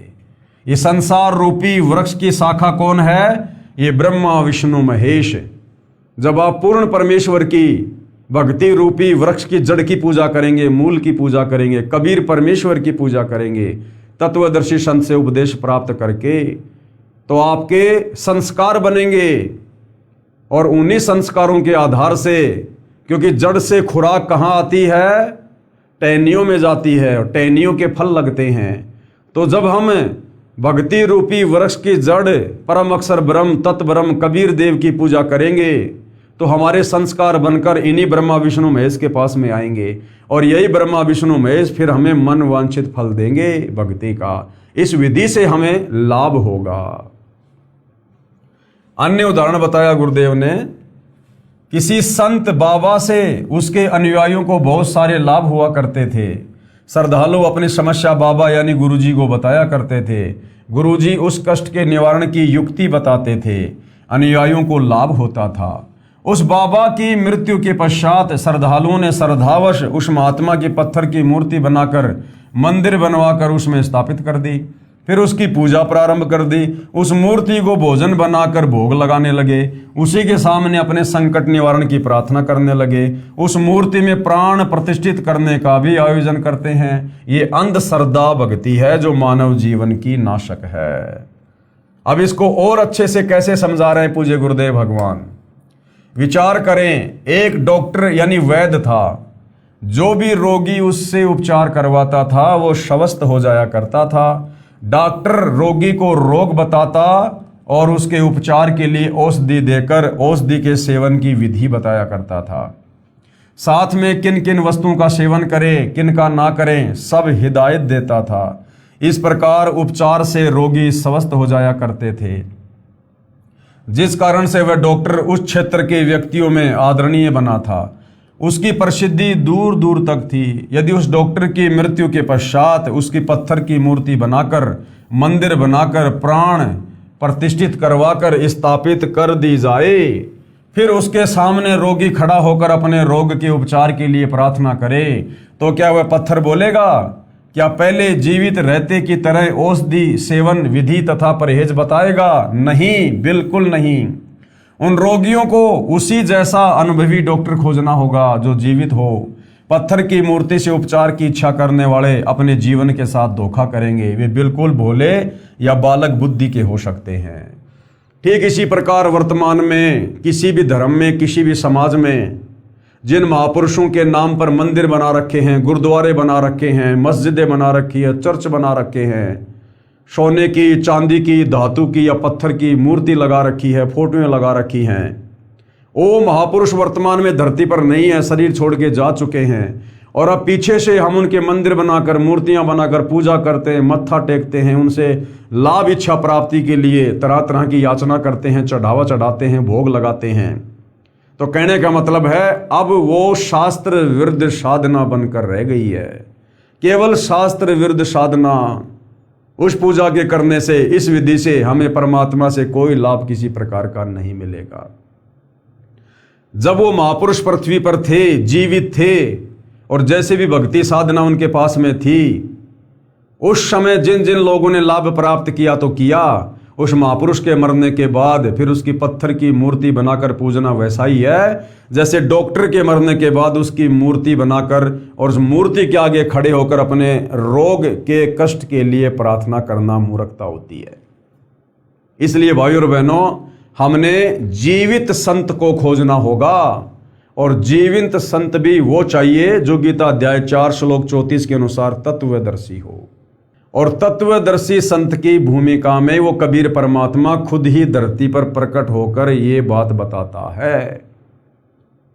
उस एकमात्र पूर्ण परमेश्वर के अलावा, परम अक्षर ब्रह्म के अलावा, कबीर देव के अलावा इस पृथ्वी में, इस सृष्टि में कोई भी संत महात्मा व्यक्ति तत्वदर्शी संत की भूमिका नहीं निभा सकता है। इसलिए वर्तमान में इस पृथ्वी पर एकमात्र तत्वदर्शी संत सतगुरु रामपाल जी हैं, और सतगुरु रामपाल जी के पास ही जन्म और मरण को समाप्त करने की औषधि है, जड़ी बूटी है, भक्ति विधि है, शास्त्र अनुकूल साधना है। दूसरा, आप जो भी प्रयत्न करोगे, जहां भी जाओगे, चाहे कोई साधु संत महात्मा आचार्य शंकराचार्य कितना ही वेल नोन क्यों ना हो, उसके पास में जन्म मरण का रोग समाप्त करने की औषधि नहीं है। वो क्या है? वे तो बिल्कुल भोले या बालक बुद्धि के हो सकते हैं। एक बात और विशेष विचारणीय है कि जो व्यक्ति कहते हैं कि मूर्ति में प्राण प्रतिष्ठित कर देने से मूर्ति सजीव मानी जाती है, यदि मूर्ति में प्राण यानी जीवन श्वास डाल दिए हैं तो उसे आपके साथ बातें भी करनी चाहिए। अगर आपने मूर्ति में प्राण डाल दिए तो प्राण डालने के बाद तो फिर मूर्ति ने आपसे बात करनी चाहिए भाई, क्योंकि आपने उसमें प्राण डाल दिए, मूर्ति जीवित हो गई, सजीव हो गई। फिर वो मूर्ति आपसे बात क्यों नहीं कर रही, आपकी शंकाओं का समाधान क्यों नहीं कर रही? तो ये भी आप और हमें मूर्ख बनाया जाता है। भ्रमण के लिए भी जाना चाहिए, जब प्राण डाल दिए तो मूर्ति ने फिर घूमने के लिए भी जाना चाहिए सुबह शाम, और भोजन भी खाना चाहिए। ऐसा प्राण प्रतिष्ठित कोई भी मूर्ति नहीं करती है। इससे सिद्ध हुआ कि ये अंध श्रद्धा भक्ति के अतिरिक्त कुछ भी नहीं है। अब ये शिवलिंग पूजा क्या है जिसके ऊपर ये नादान हिंदू समाज पूरी तरह से इन नादान धर्म गुरुओं के बहकाव में आकर समर्पित है? शिवलिंग पूजा जो अपने धर्मगुरुओं द्वारा बताई गई धार्मिक साधना कर रहे हैं, वे पूर्ण रूप से संतुष्ट हैं कि यह साधना सही है, इसलिए वे अंधविश्वास यानी ब्लाइंड फेथ किए हुए हैं। इस शिवलिंग पर प्रकाश डालते हुए मुझे अत्यंत दुख व शर्म का एहसास हो रहा है। लेखक सतगुरु रामपाल जी क्या कह रहे हैं कि ये जो शिवलिंग पूजा है ना हिंदू समाज में, ये इतनी घटिया और बेहुदा साधना है। इस शिवलिंग की शुरुआत कैसे हुई, इसके ऊपर आप लोगों को ज्ञान देते हुए भी मुझे शर्म आ रही है, शर्म। परंतु अंधविश्वास को समाप्त करने के लिए प्रकाश डालना अनिवार्य तथा मजबूरी है। शिवलिंग क्या है? यह शिव जी की पेशाब इंद्री है। शिवलिंग क्या है? शिव जी की पेशाब इंद्री, यानी भगवान शंकर का यह प्राइवेट पार्ट है, प्राइवेट पार्ट है।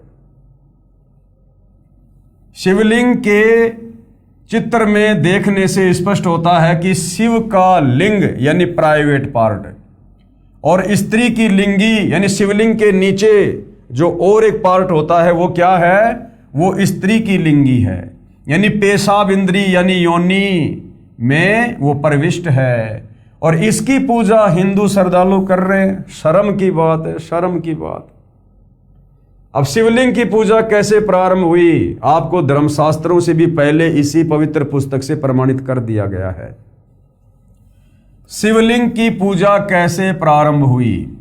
शिव महापुराण जो वेंकटेश्वर प्रेस मुंबई से छपी तथा जिसके प्रकाशक है खेमराज श्री कृष्णदास प्रकाशन बंबई, हिंदी टीकाकार अनुवादक हैं विद्यावारिधि पंडित ज्वाला प्रसाद जी मिश्र, भाग 1 में विधवेश्वर संहिता अध्याय 5 पृष्ठ 11 पर नंदीकेश्वर यानी शिव के वाहन ने बताया कि शिवलिंग की पूजा कैसे प्रारंभ हुई।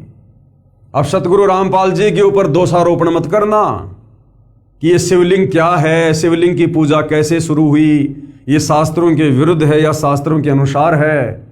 हमारे ही धर्म ग्रंथ में श्री शिव महापुराण में लिखा हुआ है।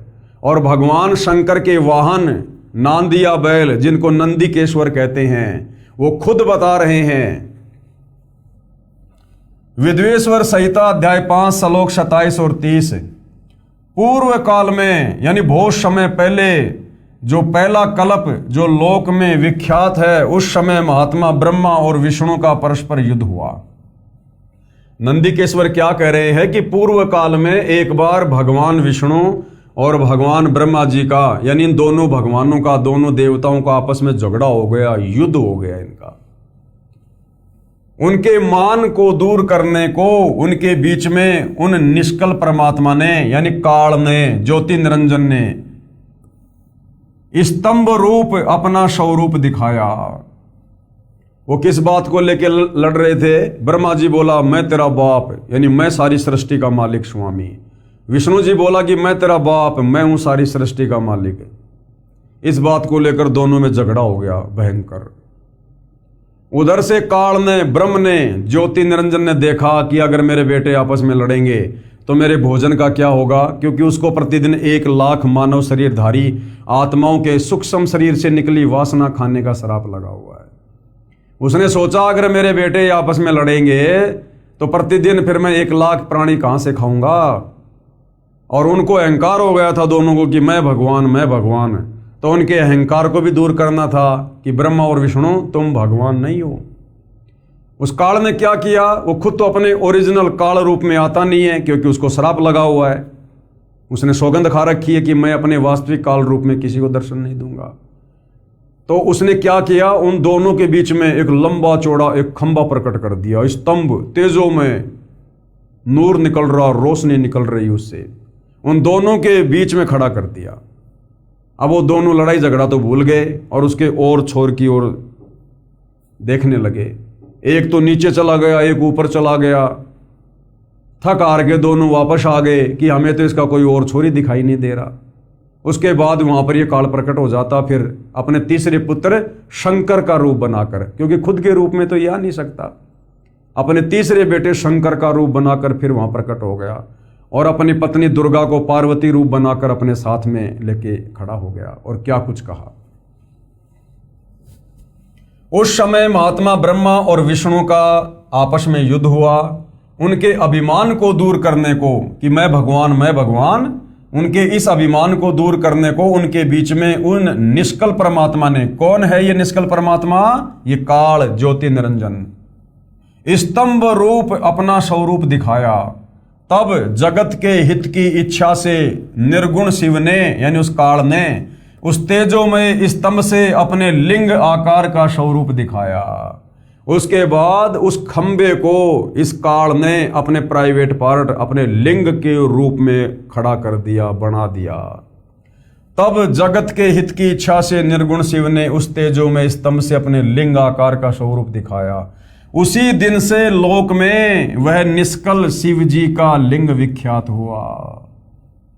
अब जिसको शिवलिंग कहते हैं ना, वो इस त्रिलोकीय शिव जी का प्राइवेट पार्ट नहीं है। वो काल, ये ब्रह्मा विष्णु महेश का पिता जो अपने पुत्रों का रूप बनाकर दर्शन देता रहता है, ये उसकी चालबाजी है, उसका षड्यंत्र है। आप और हमें शास्त्र अनुकूल साधना से नीचे गिराने के लिए, पाखंड फैलाने के लिए, क्योंकि वो नहीं चाहता कि कोई भी प्राणी शास्त्रों के अनुसार साधना करके मेरे 21 ब्रह्मांड से बाहर निकल जाए, मोक्ष करवा ले, क्योंकि आप और हम सब उसका भोजन हैं और अपने भोजन को अपने अधिकार क्षेत्र से बाहर कौन निकलने देगा। विद्वेश्वर संहिता पेज नंबर 18 अध्याय 9 श्लोक 40 और 43 है। इससे मैं अज्ञात स्वरूप हूं। काल क्या बोला? इससे मैं अज्ञात स्वरूप हूं, पीछे तुम्हें दर्शन के निमित्त साक्षात ईश्वर तक्षण ही मैं सगुण रूप हुआ हूं। मेरे ईश्वर रूप को शकल तो जानो, और ये निष्कल स्तंभ ब्रह्म का बोधक है, यानी काल का ये बोधक है। लिंग लक्षण होने से ये मेरा लिंग स्वरूप निर्गुण होगा। इस कारण हे पुत्रो, ब्रह्मा और विष्णु को क्या कह रहा है? हे पुत्रो, यानी वो कौन है? काल ब्रह्म, ज्योति निरंजन ब्रह्मा विष्णु महेश का वो पिता है। इसलिए कह रहा कि हे बेटो, तुम नित्य इसकी अर्चना करना, इस मेरे प्राइवेट पार्ट की, इस लिंग की तुम पूजा करना। अब विचार करने की बात है भाई और बहनों, जब ब्रह्मा विष्णु महेश भी शिवलिंग की पूजा में अटके हुए हैं, काल साधना में अटके हुए हैं, ब्रह्मा जी पढ़ते हैं वेदों को और पूजा करते हैं शिवलिंग की। क्या वेदों में, गीता में कहीं लिंग पूजना लिखा है कहीं? तो सोचिए, जब ब्रह्मा विष्णु महेश को शास्त्रों का ज्ञान नहीं, गीता का ज्ञान नहीं, पुराणों का ज्ञान नहीं, वेदों का ज्ञान नहीं, कंप्लीट अध्यात्म का ज्ञान नहीं है, तो विचार करो भाई और बहनों, ये नीचे के ये सतयुग त्रेता द्वापर के साधु संत महात्मा, इनको कहां से ज्ञान होगा? शास्त्र अनुकूल साधना का ज्ञान होगा। और जब उनको ज्ञान नहीं, तो ये वर्तमान वाले धर्म गुरु, ये तो वैसे ठग हैं, ठग। इनका तो कोई आचार विचार ही नहीं है, तो इनके पास में शास्त्र अनुकूल साधना कहां से होगी? इसलिए शास्त्र अनुकूल साधना देकर आत्मा का कल्याण करवाने के लिए वो कबीर परमेश्वर, वो परम अक्षर ब्रह्म शतलोक से चलकर गति करके इस पृथ्वी पर तत्वदर्शी संत के रूप में प्रकट होते हैं। इस कारण हे पुत्रो, तुम नित्य इसकी अर्चना करना। ये सदा मेरी आत्मा रूप है और मेरी निकटता का कारण है। लिंग और लिंगी के अभेद से ये महत्व नित्य पूजनीय है। और ये देखिए अपनी आंखों से पेश है शिव पुराण के विद्वेश्वर संहिता के अध्याय 5 श्लोक 27-30 व अध्याय 9 श्लोक 40 व 43 की फोटो कॉपी। ये आपको 2-3 बार दिखा दी गई है, आपको ऊपर भी सब कुछ ये बताया गया है। देखो क्या लिखा है, हे योगेंद्र, मैं उस लिंग विभ्रम का लक्षण सुनता हूं। नंदिकेश्वर बोले, हे वत्स सुनो, मैं तुम्हारी प्रीति से कहता हूं, पूर्व काल में जो पहला जो कल्प था लोकों में विख्यात है, उस समय महात्मा ब्रह्मा और विष्णु का आपस में युद्ध हुआ। उनके मान दूर करने को उनके बीच में उस निष्कल परमात्मा ने स्तंभ रूप अपना स्वरूप दिखाया। तब जगत के हित की इच्छा से निर्गुण शिव ने उस तेजोमय स्तंभ से अपने लिंग कार का स्वरूप दिखाया। उसी दिन से लोक में वह निष्कल शिव का लिंग विख्यात हुआ। ये हमारे हिंदू धर्मशास्त्रों में, जिनको हम परम सत्य मानते हैं, सिरोधार्य मानते हैं, ये सब कुछ उन्हीं में लिपिबद्ध है। परंतु भाई और बहनों, परमात्मा कहते हैं, गुरु बिन काहू न पाया ज्ञाना, जो थोथा बुश छिड़े मुड किसाना। और गुरु बिन वेद पढ़े जो प्राणी, वो समझे न सार रहे अज्ञानी। तो हमारे इन नादान धर्म गुरुओं को और ब्रह्मा विष्णु महेश को तत्वदर्शी संत प्राप्त नहीं था, जिस कारण से उस तत्व ज्ञान के अभाव में इन धर्म शास्त्रों में जो ये ब्रह्म तक की साधना लिखी हुई है, वो साधना भी ना ये खुद कर पाए और ना भगत समाज को दे पाए। तो ये सबूत आप जियों की आंखों के सामने है। आप इस पवित्र पुस्तक कबीर बड़ाया कृष्ण को गूगल पे जाकर और डाउनलोड करके भी पढ़ सकते हैं। विवेचन, यह विवरण श्री शिव महापुराण खेमराज श्री कृष्ण दास प्रकाश मुंबई द्वारा प्रकाशित है। शब्दा शब्द लिखा है, यानी एक शब्द की भी आपको त्रुटि नहीं मिलेगी, एक शब्द की भी। इसकी फोटोकॉपी लगाई है। इससे स्पष्ट है कि काल ब्रह्म ने, यानी ज्योति निरंजन ने, ब्रह्मा विष्णु महेश के पिता ने, दुर्गा के पति ने, काल ब्रह्म ने जानबूझकर शास्त्र विरुद्ध साधना बताई है, क्योंकि ये नहीं चाहता कि कोई शास्त्रों में वर्णित साधना करे। इसलिए अपने लिंग यानी गुप्तांग यानी अपने प्राइवेट पार्ट की पूजा करने को कह दिया। पहले तो तेजोमय स्तंभ ब्रह्मा तथा विष्णु के बीच में खड़ा कर दिया, फिर शिव रूप में प्रकट होकर फिर इसने क्या किया, अपने पुत्र शिव के रूप में प्रकट होकर उन दोनों को दर्शन दिए, क्योंकि ये अपने ओरिजिनल काल रूप में ब्रह्म रूप में प्रकट नहीं हो सकता, क्योंकि इसका चेहरा बहुत ज्यादा भयानक है, डरावना है। पूर्ण परमात्मा कबीर जी की तरफ से आपने सृष्टि रचना पढ़ी, इसको श्राप लगा हुआ है। इसलिए इस डर से कि कहीं मेरे ओरिजिनल स्वरूप के किसी ने दर्शन कर लिए और मेरी सत्यता का पता चल गया कि मुझे काल रूप क्यों मिला हुआ है, तो फिर मेरी जगत में कोई पूजा नहीं करेगा और मेरे तीनों पुत्र ब्रह्मा विष्णु महेश भी फिर मेरे लिए ये कार्य करना बंद कर देंगे। इस भय से वो अपने ओरिजिनल रूप में किसी को दर्शन नहीं देता। तो जब ब्रह्मा और विष्णु का युद्ध हो रहा था तो मौके का फायदा उठाकर अपने तीसरे पुत्र शंकर का रूप बनाकर वहां पर प्रकट हो गया। फिर शिव रूप में प्रकट होकर और अपनी पत्नी दुर्गा को पार्वती रूप में प्रकट कर दिया और उस तेजोमय स्तंभ को गुप्त कर दिया और अपने लिंग यानी गुप्तांग के आकार की पत्थर की मूर्ति प्रकट की तथा स्त्री के प्राइवेट पार्ट गुप्तांग लिंगी की पत्थर की मूर्ति प्रकट की। उस पत्थर के लिंग को लिंगी यानी स्त्री की योनि में प्रवेश करके, अब देखो कितनी घटिया और बेशर्म साधना है ये। यानी जो वो लिंग है वो तो है इस काल का, और जो लिंगी है नीचे जिसमें लिंग वो प्रविष्ट है वो है दुर्गा की योनि, दुर्गा की लिंगी, क्योंकि खुद ये शिवजी के रूप में प्रकट हुआ और अपनी पत्नी दुर्गा को पार्वती रूप में प्रकट किया। तो जो वो लिंग था वो तो था काल का गुप्तांग और जो लिंगी थी वो थी दुर्गा का गुप्तांग। और इस घटिया साधना को, बेहुदा साधना को हिंदू समाज, मां बहन बेटियां सरेआम सार्वजनिक तौर पर उसको पूज रही हैं, उसकी पूजा कर रही हैं और अपने गुप्तांगों को ढक के चलते हैं। अरे भगवानों के गुप्तांग की तो सरेआम सार्वजनिक पूजा कर रहे हैं और अपने गुप्तांगों को ढक के चल रहे हैं। इतना भी मतलब इल्म नहीं है। इसको कहते हैं काल प्रेरणा।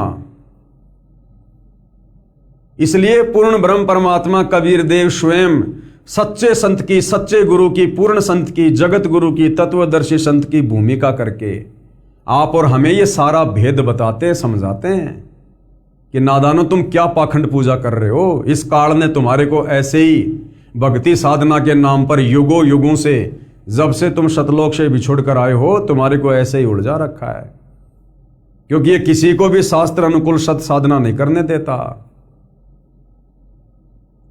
अगर शास्त्र अनुकूल सत साधना करके कोई इसके 21 ब्रह्मांडों से बाहर निकल गया तो समझो इसका भोजन निकल गया। और वही जो किसान होता है ना, अपनी बोरी में से अगर 2 दाने भी गेहूं के नीचे गिर जाएं तुरंत उठा के अंदर डालता है। तो ये काल बली, ये ज्योति निरंजन ब्रह्मा विष्णु महेश का पिता, जिसको श्राप लगा हुआ है प्रतिदिन 1 लाख मानव शरीरधारी आत्माओं के सूक्ष्म शरीर से निकली गंध वासना को खाने का, तो ये इसका भोजन है, ये इसका भोजन है। जैसे हमारा ये स्थूल शरीर है और हमारे स्थूल शरीर से जो मल बाहर निकलता है जिसको हम विष्टा कहते हैं, लैट्रिन कहते हैं, इसी प्रकार सूक्ष्म शरीर से बाहर जो वस्तु निकलती है वो सूक्ष्म शरीर का मल है, सूक्ष्म शरीर का लैट्रिन है, टट्टी है, जिसको ये तपतशिला पर भून भून के निकाल के खाता है। इसको इतना भयंकर श्राप लगा हुआ है। उस कर्म दंड की सजा भोग रहा है जो इसने सतलोक में गलती की थी। अपनी बहन के ऊपर इसने कुदृष्टि डाली थी विषय वासनाओं से रत होकर। ये इसको श्राप लगा हुआ है जिसकी सजा ये भोग रहा है। इसलिए ये किसी भी जीव आत्मा को शास्त्र अनुकूल साधना पर नहीं लगने देता है, और यदि कोई लग जाता है तो हर संभव किसी के भी माध्यम से उनके मन में शंका पैदा करवाकर उनको भक्ति पद और मर्यादाओं से नीचे गिराता है। तो भाई और बहनों, ये तो स्वयं पूर्ण ब्रह्म परमेश्वर कबीर साहिब आते हैं और वो अपने विशेष आशीर्वाद से अपनी छत्र छाया के नीचे अपने आत्माओं को ये सत ज्ञान देकर भक्ति करवाते हैं अन्यथा इस काल के लोक में तो कोई वेदों के अनुसार साधना भी नहीं कर सकता। पांचवें वेद, सूक्ष्म वेद के अनुसार साधना करना और फिर तत्वदर्शी संत की मर्यादाओं में रहना, जो मर्यादा इस काल के लोक के विधान के विपरीत हैं, बुराइयों से बचने वाली वो बातें हैं, वो नियम हैं, इस काल बलि को कैसे रास आएगा? ये हर संभव कोशिश करता है, लेकिन वो पूर्ण ब्रह्म परमेश्वर कबीर साहब जो तत्वदर्शी संत की भूमिका करते हैं, उसके आगे इस काल बलि का जोर नहीं चलता। इसलिए हम भगत भाई बहन वर्तमान में ये सत साधना कर रहे हैं, अन्यथा ये यहां पर किसी की भी साधना को परिपूर्ण नहीं होने देता। तो कैसी घटिया और बेशरम बेहुदा शिवलिंग की साधना आज वर्तमान में हिंदू समाज अपने धर्मशास्त्रों से अपरिचित होने के कारण और अपने धर्मगुरुओं के द्वारा भ्रमित होकर कर रहा है। उस पत्थर के लिंग को लिंगी यानी स्त्री की योनि में प्रवेश करके ब्रह्मा तथा विष्णु से कहा कि ये लिंग तथा लिंगी अभेद रूप है, यानी इन दोनों को ऐसे ही रखकर नित्य पूजा करना। तो बताइए भाई और बहनों, ब्रह्मा विष्णु महेश को भी सत साधना का नहीं पता, ये भी शिवलिंग की पूजा करते हैं, पाखंड पूजा। इसके पश्चात ये बेशरम पूजा सब हिंदुओं में देखा देखी चल रही है। आप मंदिर में शिवलिंग को देखना, उसके चारों ओर स्त्री इंद्री का चित्र है जिसमें शिवलिंग प्रविष्ट दिखाई देता है। ये पूजा काल ब्रह्म ने प्रचलित करके मानव समाज को दिशाहीन कर दिया, वेदों तथा गीता के विपरीत साधना बता दी। आप जिन्हें ऊपर शिव पुराण भाग 1 में विद्वेश्वर संहिता के पेज नंबर 11 पर अध्याय 5 श्लोक 27 और 30 में पढ़ा कि शिव ने जो तेजोमय स्तंभ खड़ा किया था, फिर उस स्तंभ को गुप्त करके पत्थर को अपने लिंग यानी गुप्तांग का आकार दे दिया और बोला कि इसकी पूजा किया करो। इस तरह की बकवाद तो शरारती बच्चा जो पुराने समय में पशु चराता था वह पाड़ी किया करता था, जो वाद विवाद में अन्य बालकों से कहता था कि ये ले मेरे इस गुप्तांग की धोख मार ले। यही दशा शिवलिंग की पूजा बताने वाले काल ब्रह्म यानी सदाशिव की है, जो ब्रह्मा विष्णु तथा शिव जी के पूज्य पिताजी है और अपने प्राइवेट पार्ट यानी लिंग की धोख मरवा रहे हैं। धोख। भाई और बहनों, कितने अच्छे से पूज्य गुरुदेव भगवान ने शास्त्रों का हवाला देकर हमें समझा दिया है। अरे हम मनुष्य हैं, परमात्मा ने हमें अपने स्वरूप में नवाजा है, हमें 184 योनियों के प्राणियों से भिन्न ये बुद्धि प्रदान की है। हम सोच सकते हैं, विचार कर सकते हैं, चिंतन मनन कर सकते हैं, सही गलत का निर्णय कर सकते हैं, शास्त्रों को पढ़कर समझ सकते हैं। लेकिन हम क्या कर रहे हैं? ये शिवलिंग पूजा, पाखंड पूजा। और किस लिए? इन धर्म शास्त्रों की जानकारी ना होने के कारण, क्योंकि धर्म शास्त्रों को पढ़ने और पढ़कर ज्ञान बताने का ठेका हमने धर्म गुरुओं को दे रखा है और धर्म गुरुओं के पास में तत्व ज्ञान नहीं है, जिस कारण से ये निष्कर्ष नहीं निकाल पाए कि ये हमारे पवित्र सदग्रंथ हमें कौन सी साधना करने के लिए और कौन सी साधना को त्यागने के लिए कह रहे हैं। और हमने आंख बंद करके नादान धर्मगुरुओं पर विश्वास कर लिया कि भैया ये तो बहुत बड़े विद्वान हैं, संस्कृत के प्रकांड ज्ञाता हैं, ये तो बचपन से संस्कृत पढ़ रहे हैं, नालंदा से पढ़ के आए हैं, हमें इनसे ज्यादा ज्ञान कहां हो सकता है।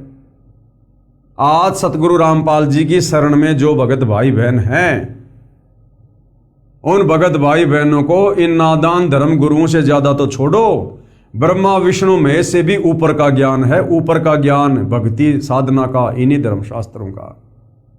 क्योंकि तत्वदर्शी संत की शरण में आने के बाद ये ज्ञान वाली आंखें खुल जाती हैं। बुद्धि के बंद दरवाजे जो काल ने बंद कर रखे होते हैं, उनके ताले टूट जाते हैं और हम इस तत्व ज्ञान की रोशनी में सब कुछ देख लेते हैं।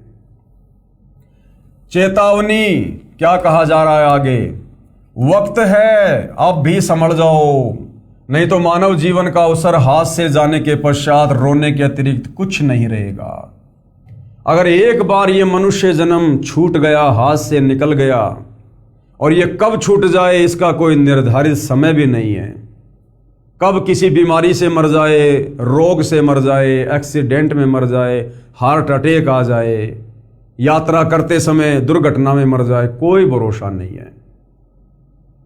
यदि इस मनुष्य शरीर के रहते रहते तत्वदर्शी संत से उपदेश लेकर साधना कर ली तो भैया कुछ प्राप्त कर लोगे।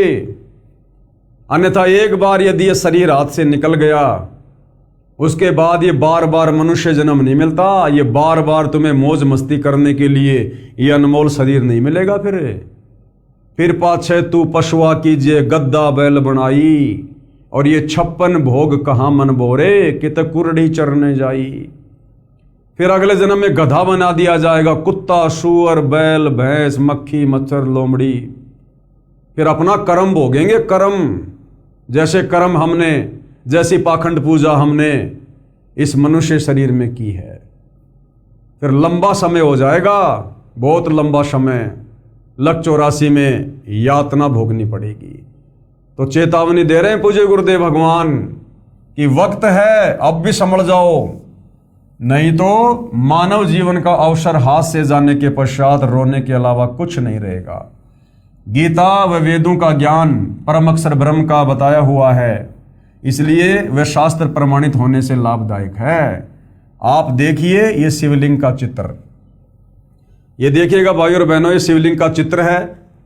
जब ब्रह्मा और विष्णु जी का आपस में झगड़ा हो रहा था तो काल ने वहां पर एक तेजोमय स्तंभ खड़ा कर दिया, और कुछ समय के बाद में उस तेजोमय स्तंभ को अपने लिंग का आकार दे दिया। ये जो आप देख रहे हैं ये ज्योति निरंजन काल का ये लिंग है, प्राइवेट पार्ट है, गुप्तांग है।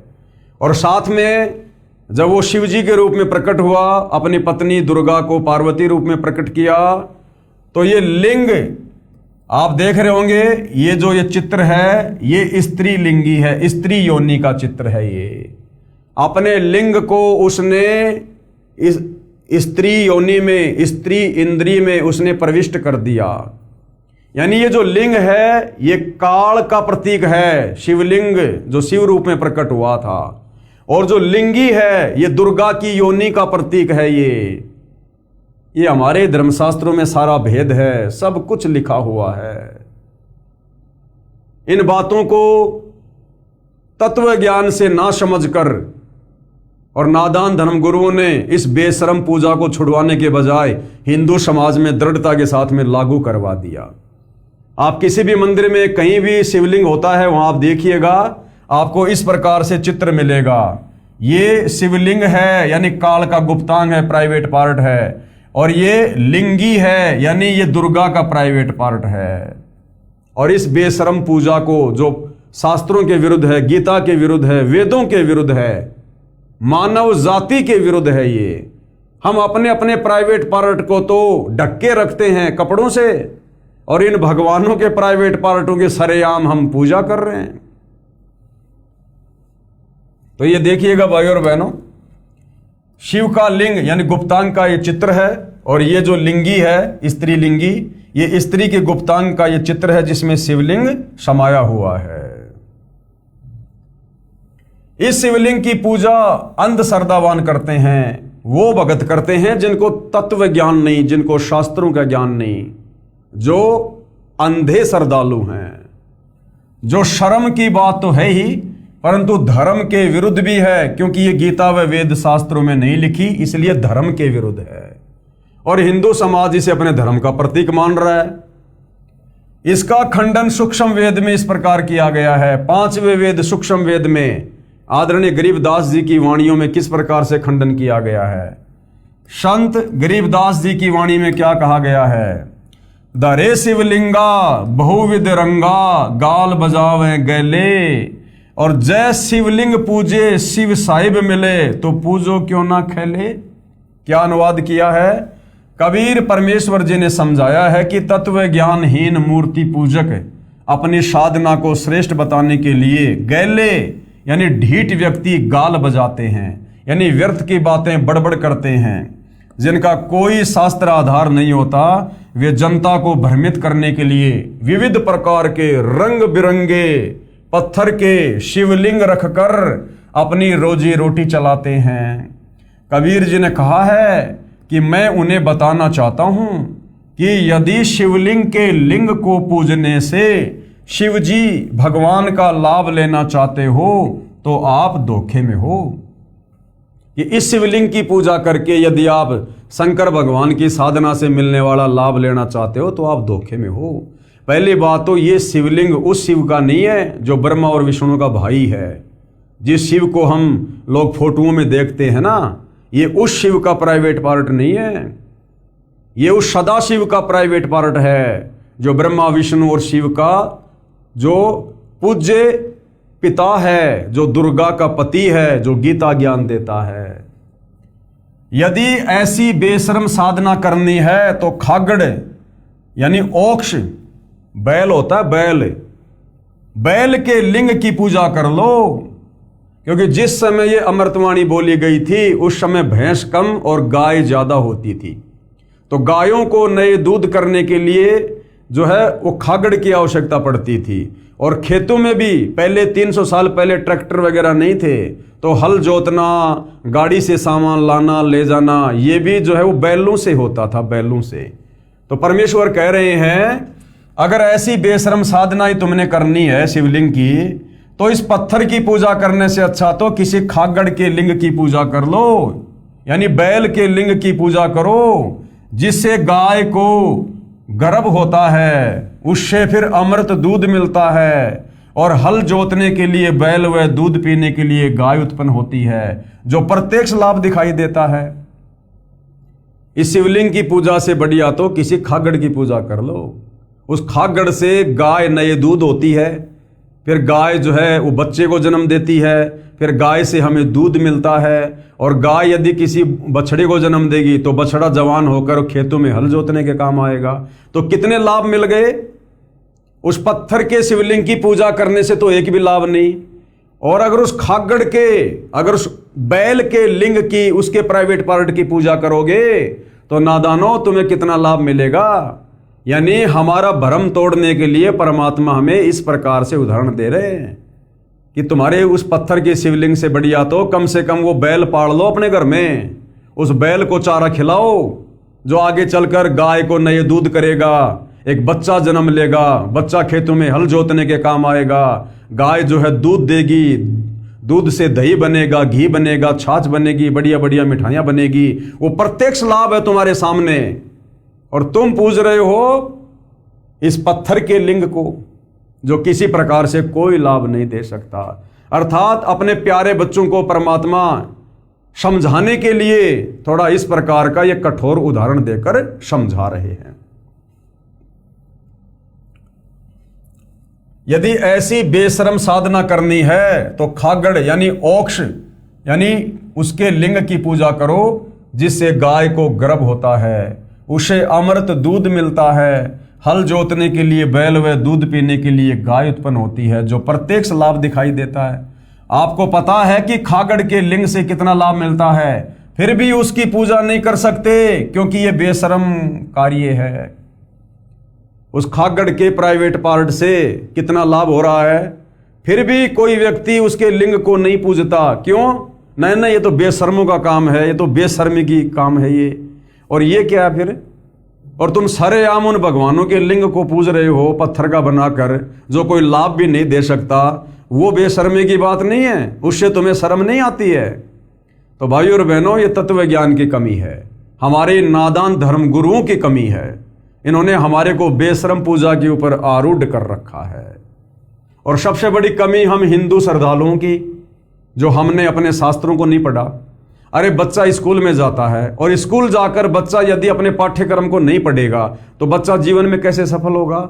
इसी प्रकार हम भक्ति भी कर रहे हैं और अपने धर्मशास्त्रों को कभी हम देख भी नहीं रहे, तो हम कैसे भक्ति मार्ग में सफल होंगे।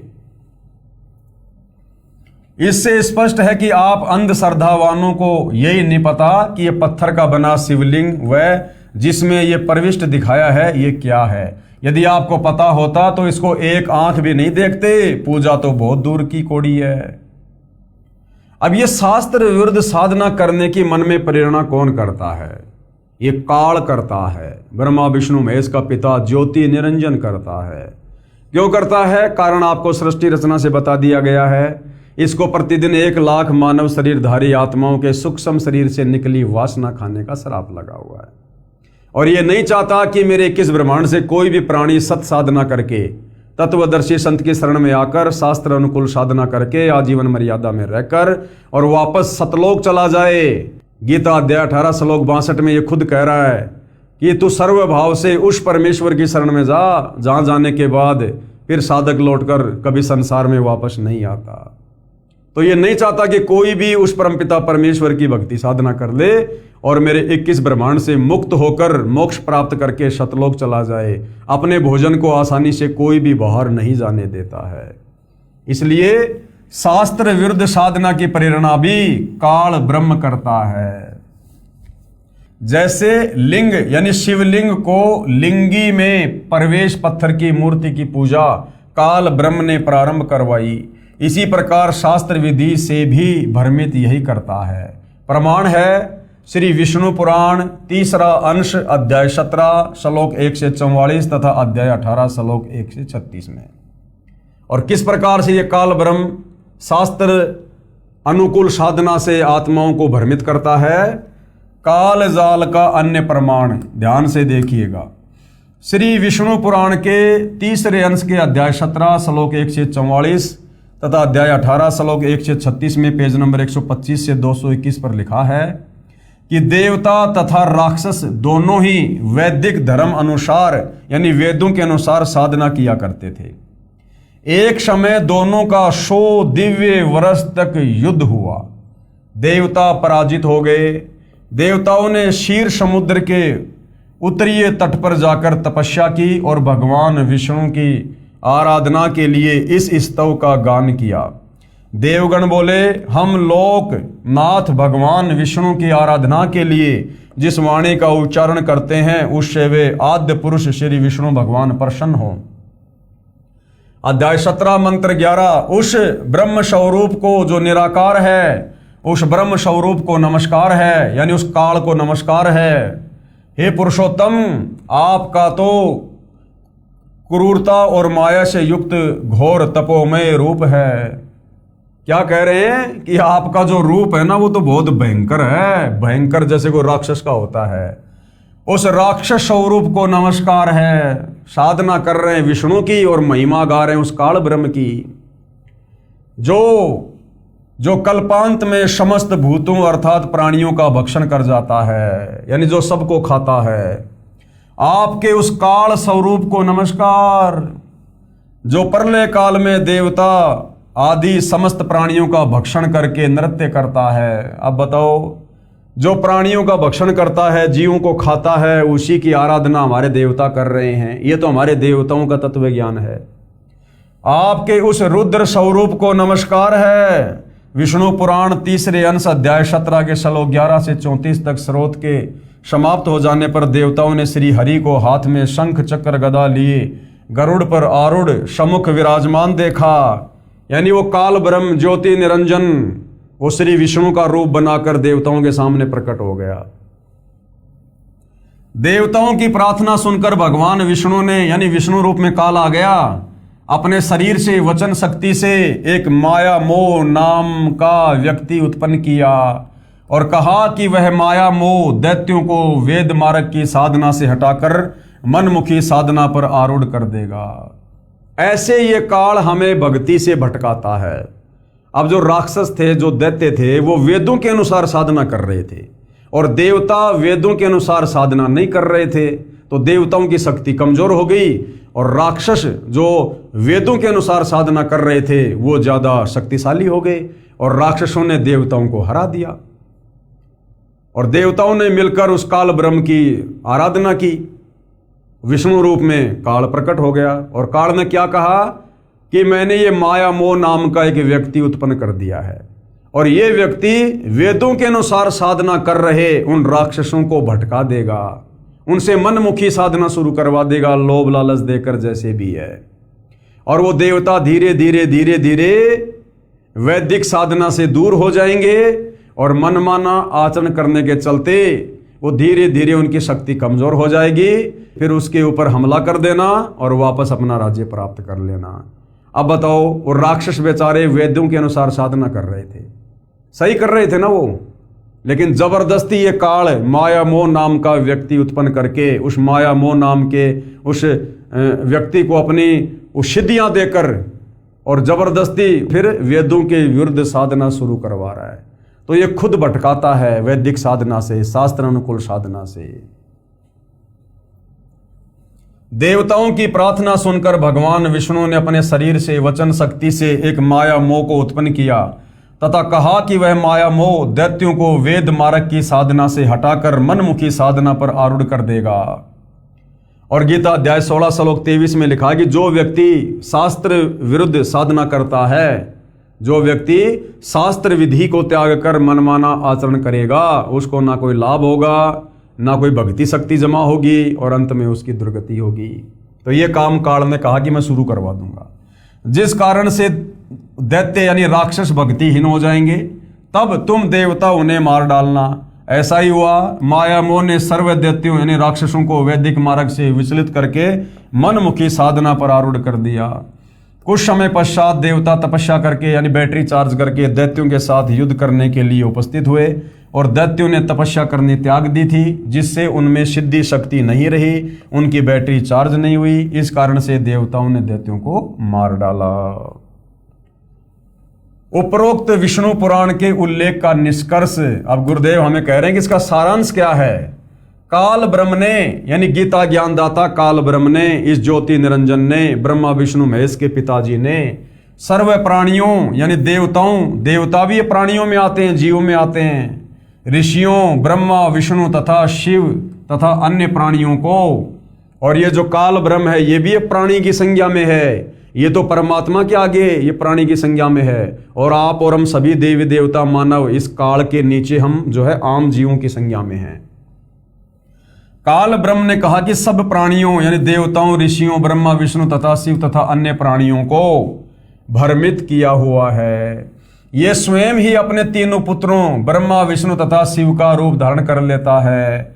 उपरोक्त स्तोत्र में देवताओं ने श्री विष्णु की स्तुति करनी चाहिए, कर रहे हैं काल ब्रह्म की। वह काल ब्रह्म ही विष्णु रूप धारण करके गरुड़ पर बैठकर आश्वासन दे गया।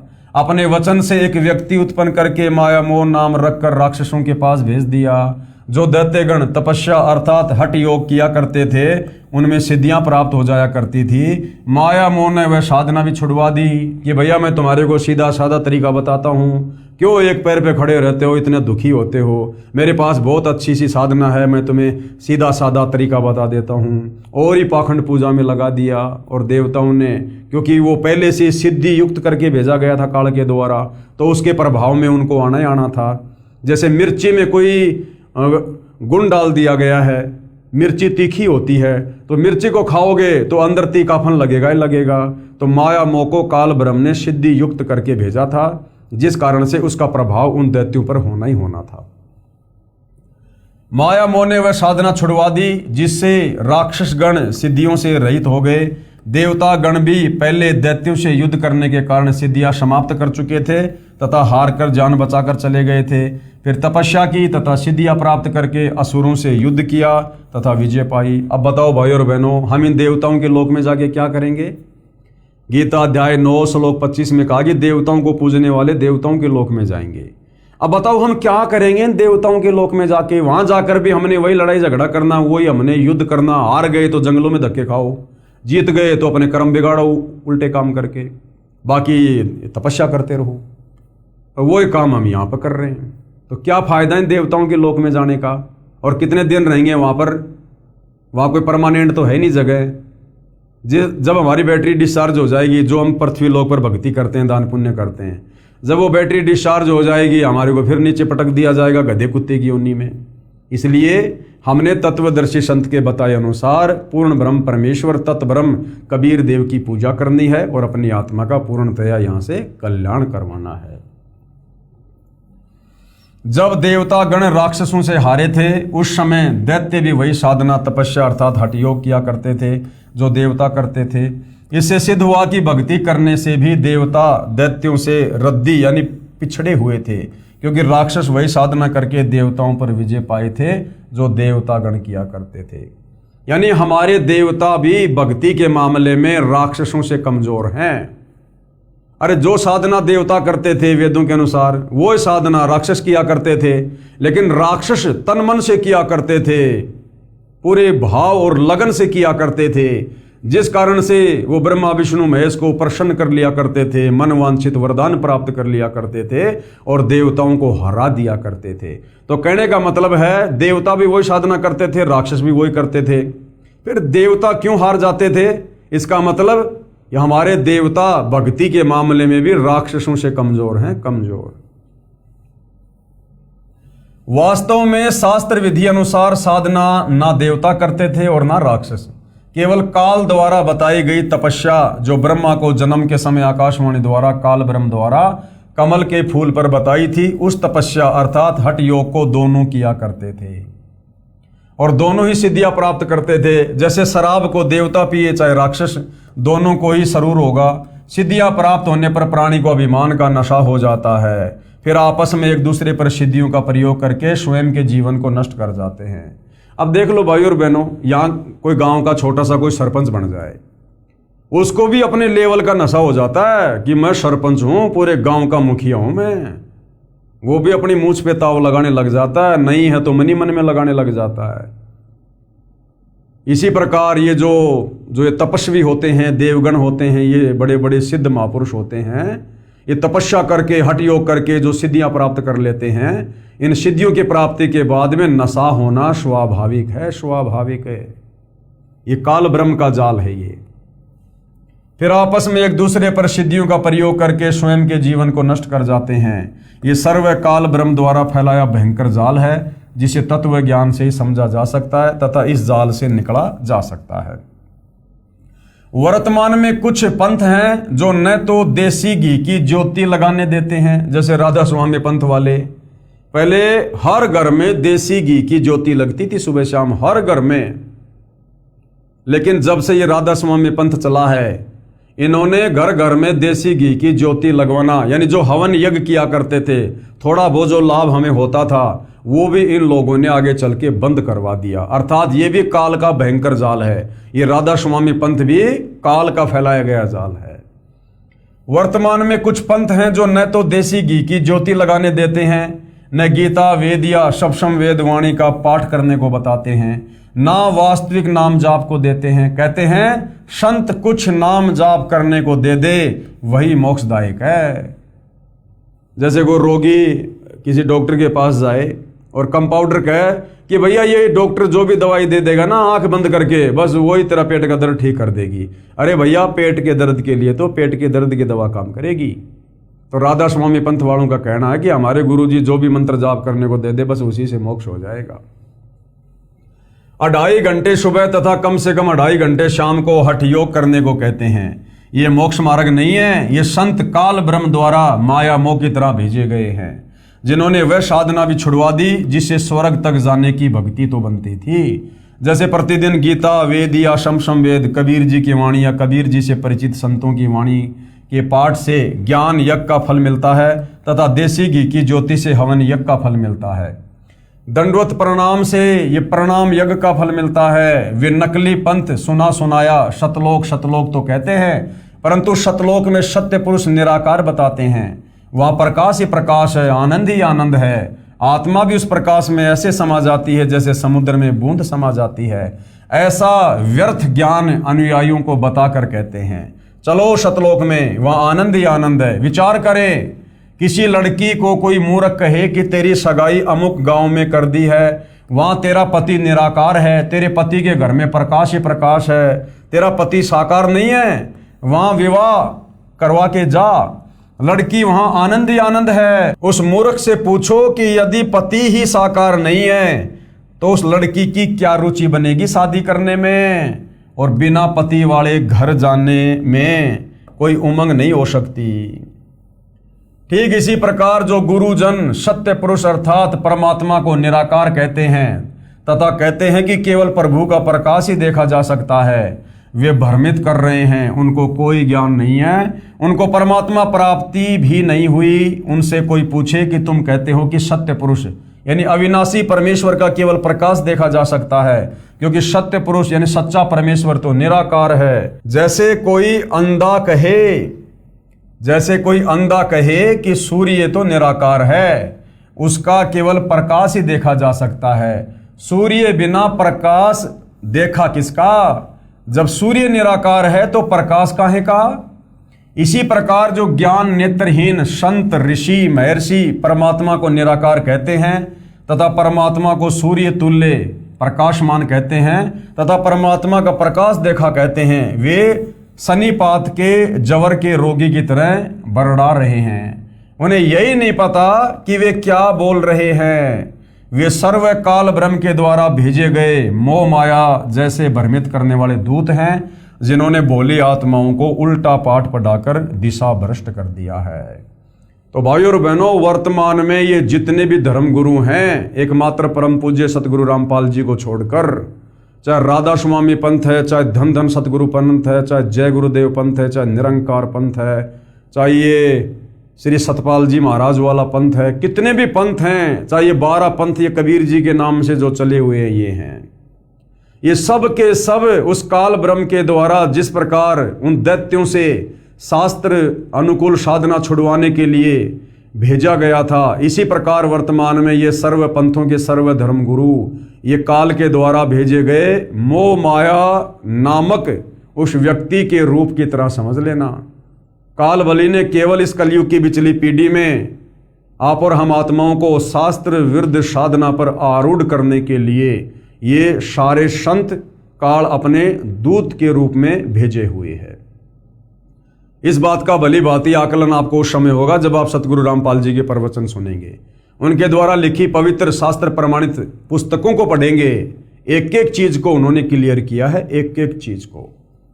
तो भाइयों और बहनों, ये तमाम जानकारी, ये तमाम बातें जनता की अदालत में जनता की रुचि को देखते हुए जो जो सवाल हिंदू धर्म की जनता कर रही है, उस अदालत में खड़े होकर कबीर जी के वकील सतगुरु रामपाल जी हिंदू धर्म शास्त्रों से प्रमाणित कर रहे हैं और जनता भली भांति सत्य से परिचित हो रही है, अपनी आंखों से सर्व सच्चाई देख रही है। और आज जनता शिक्षित है, पढ़ी लिखी है, सर्व धर्मशास्त्र हमारे समक्ष हैं, टीवी चैनल हैं, ये प्रोजेक्टर हैं, हर प्रकार से हम जान सकते हैं, समझ सकते हैं। तो अब आने वाले समय में भाइयों और बहनों, ये जो अंधकार फैला हुआ था शास्त्र विरुद्ध साधना का, जो माया मोह रूप में इन काल के द्वारा भेजे गए नकली पंथों के संतों ने जो फैला रखा था, अब सतगुरु रामपाल जी के तत्व ज्ञान की रोशनी के आगे ये पूरी तरह से समाप्त हो जाएगा। तो भाइयों और बहनों, जनता की अदालत में शास्त्रों को दिखा दिखाकर और शास्त्र अनुकूल साधना बताने के लिए ये बातें इसी प्रकार से जारी रहेंगी। तो आज के इस एपिसोड में हम केवल इतना ही लेंगे। कल हम जनता की अदालत में फिर उपस्थित होंगे। आगे जनता और क्या क्या सवाल करेगी अध्यात्म को लेकर, और कबीर परमेश्वर जी के वकील सतगुरु रामपाल जी किस प्रकार से हिंदू धर्मशास्त्रों को दिखाकर जनता की शंकाओं का समाधान करेंगे, ये हम अगले एपिसोड में देखेंगे।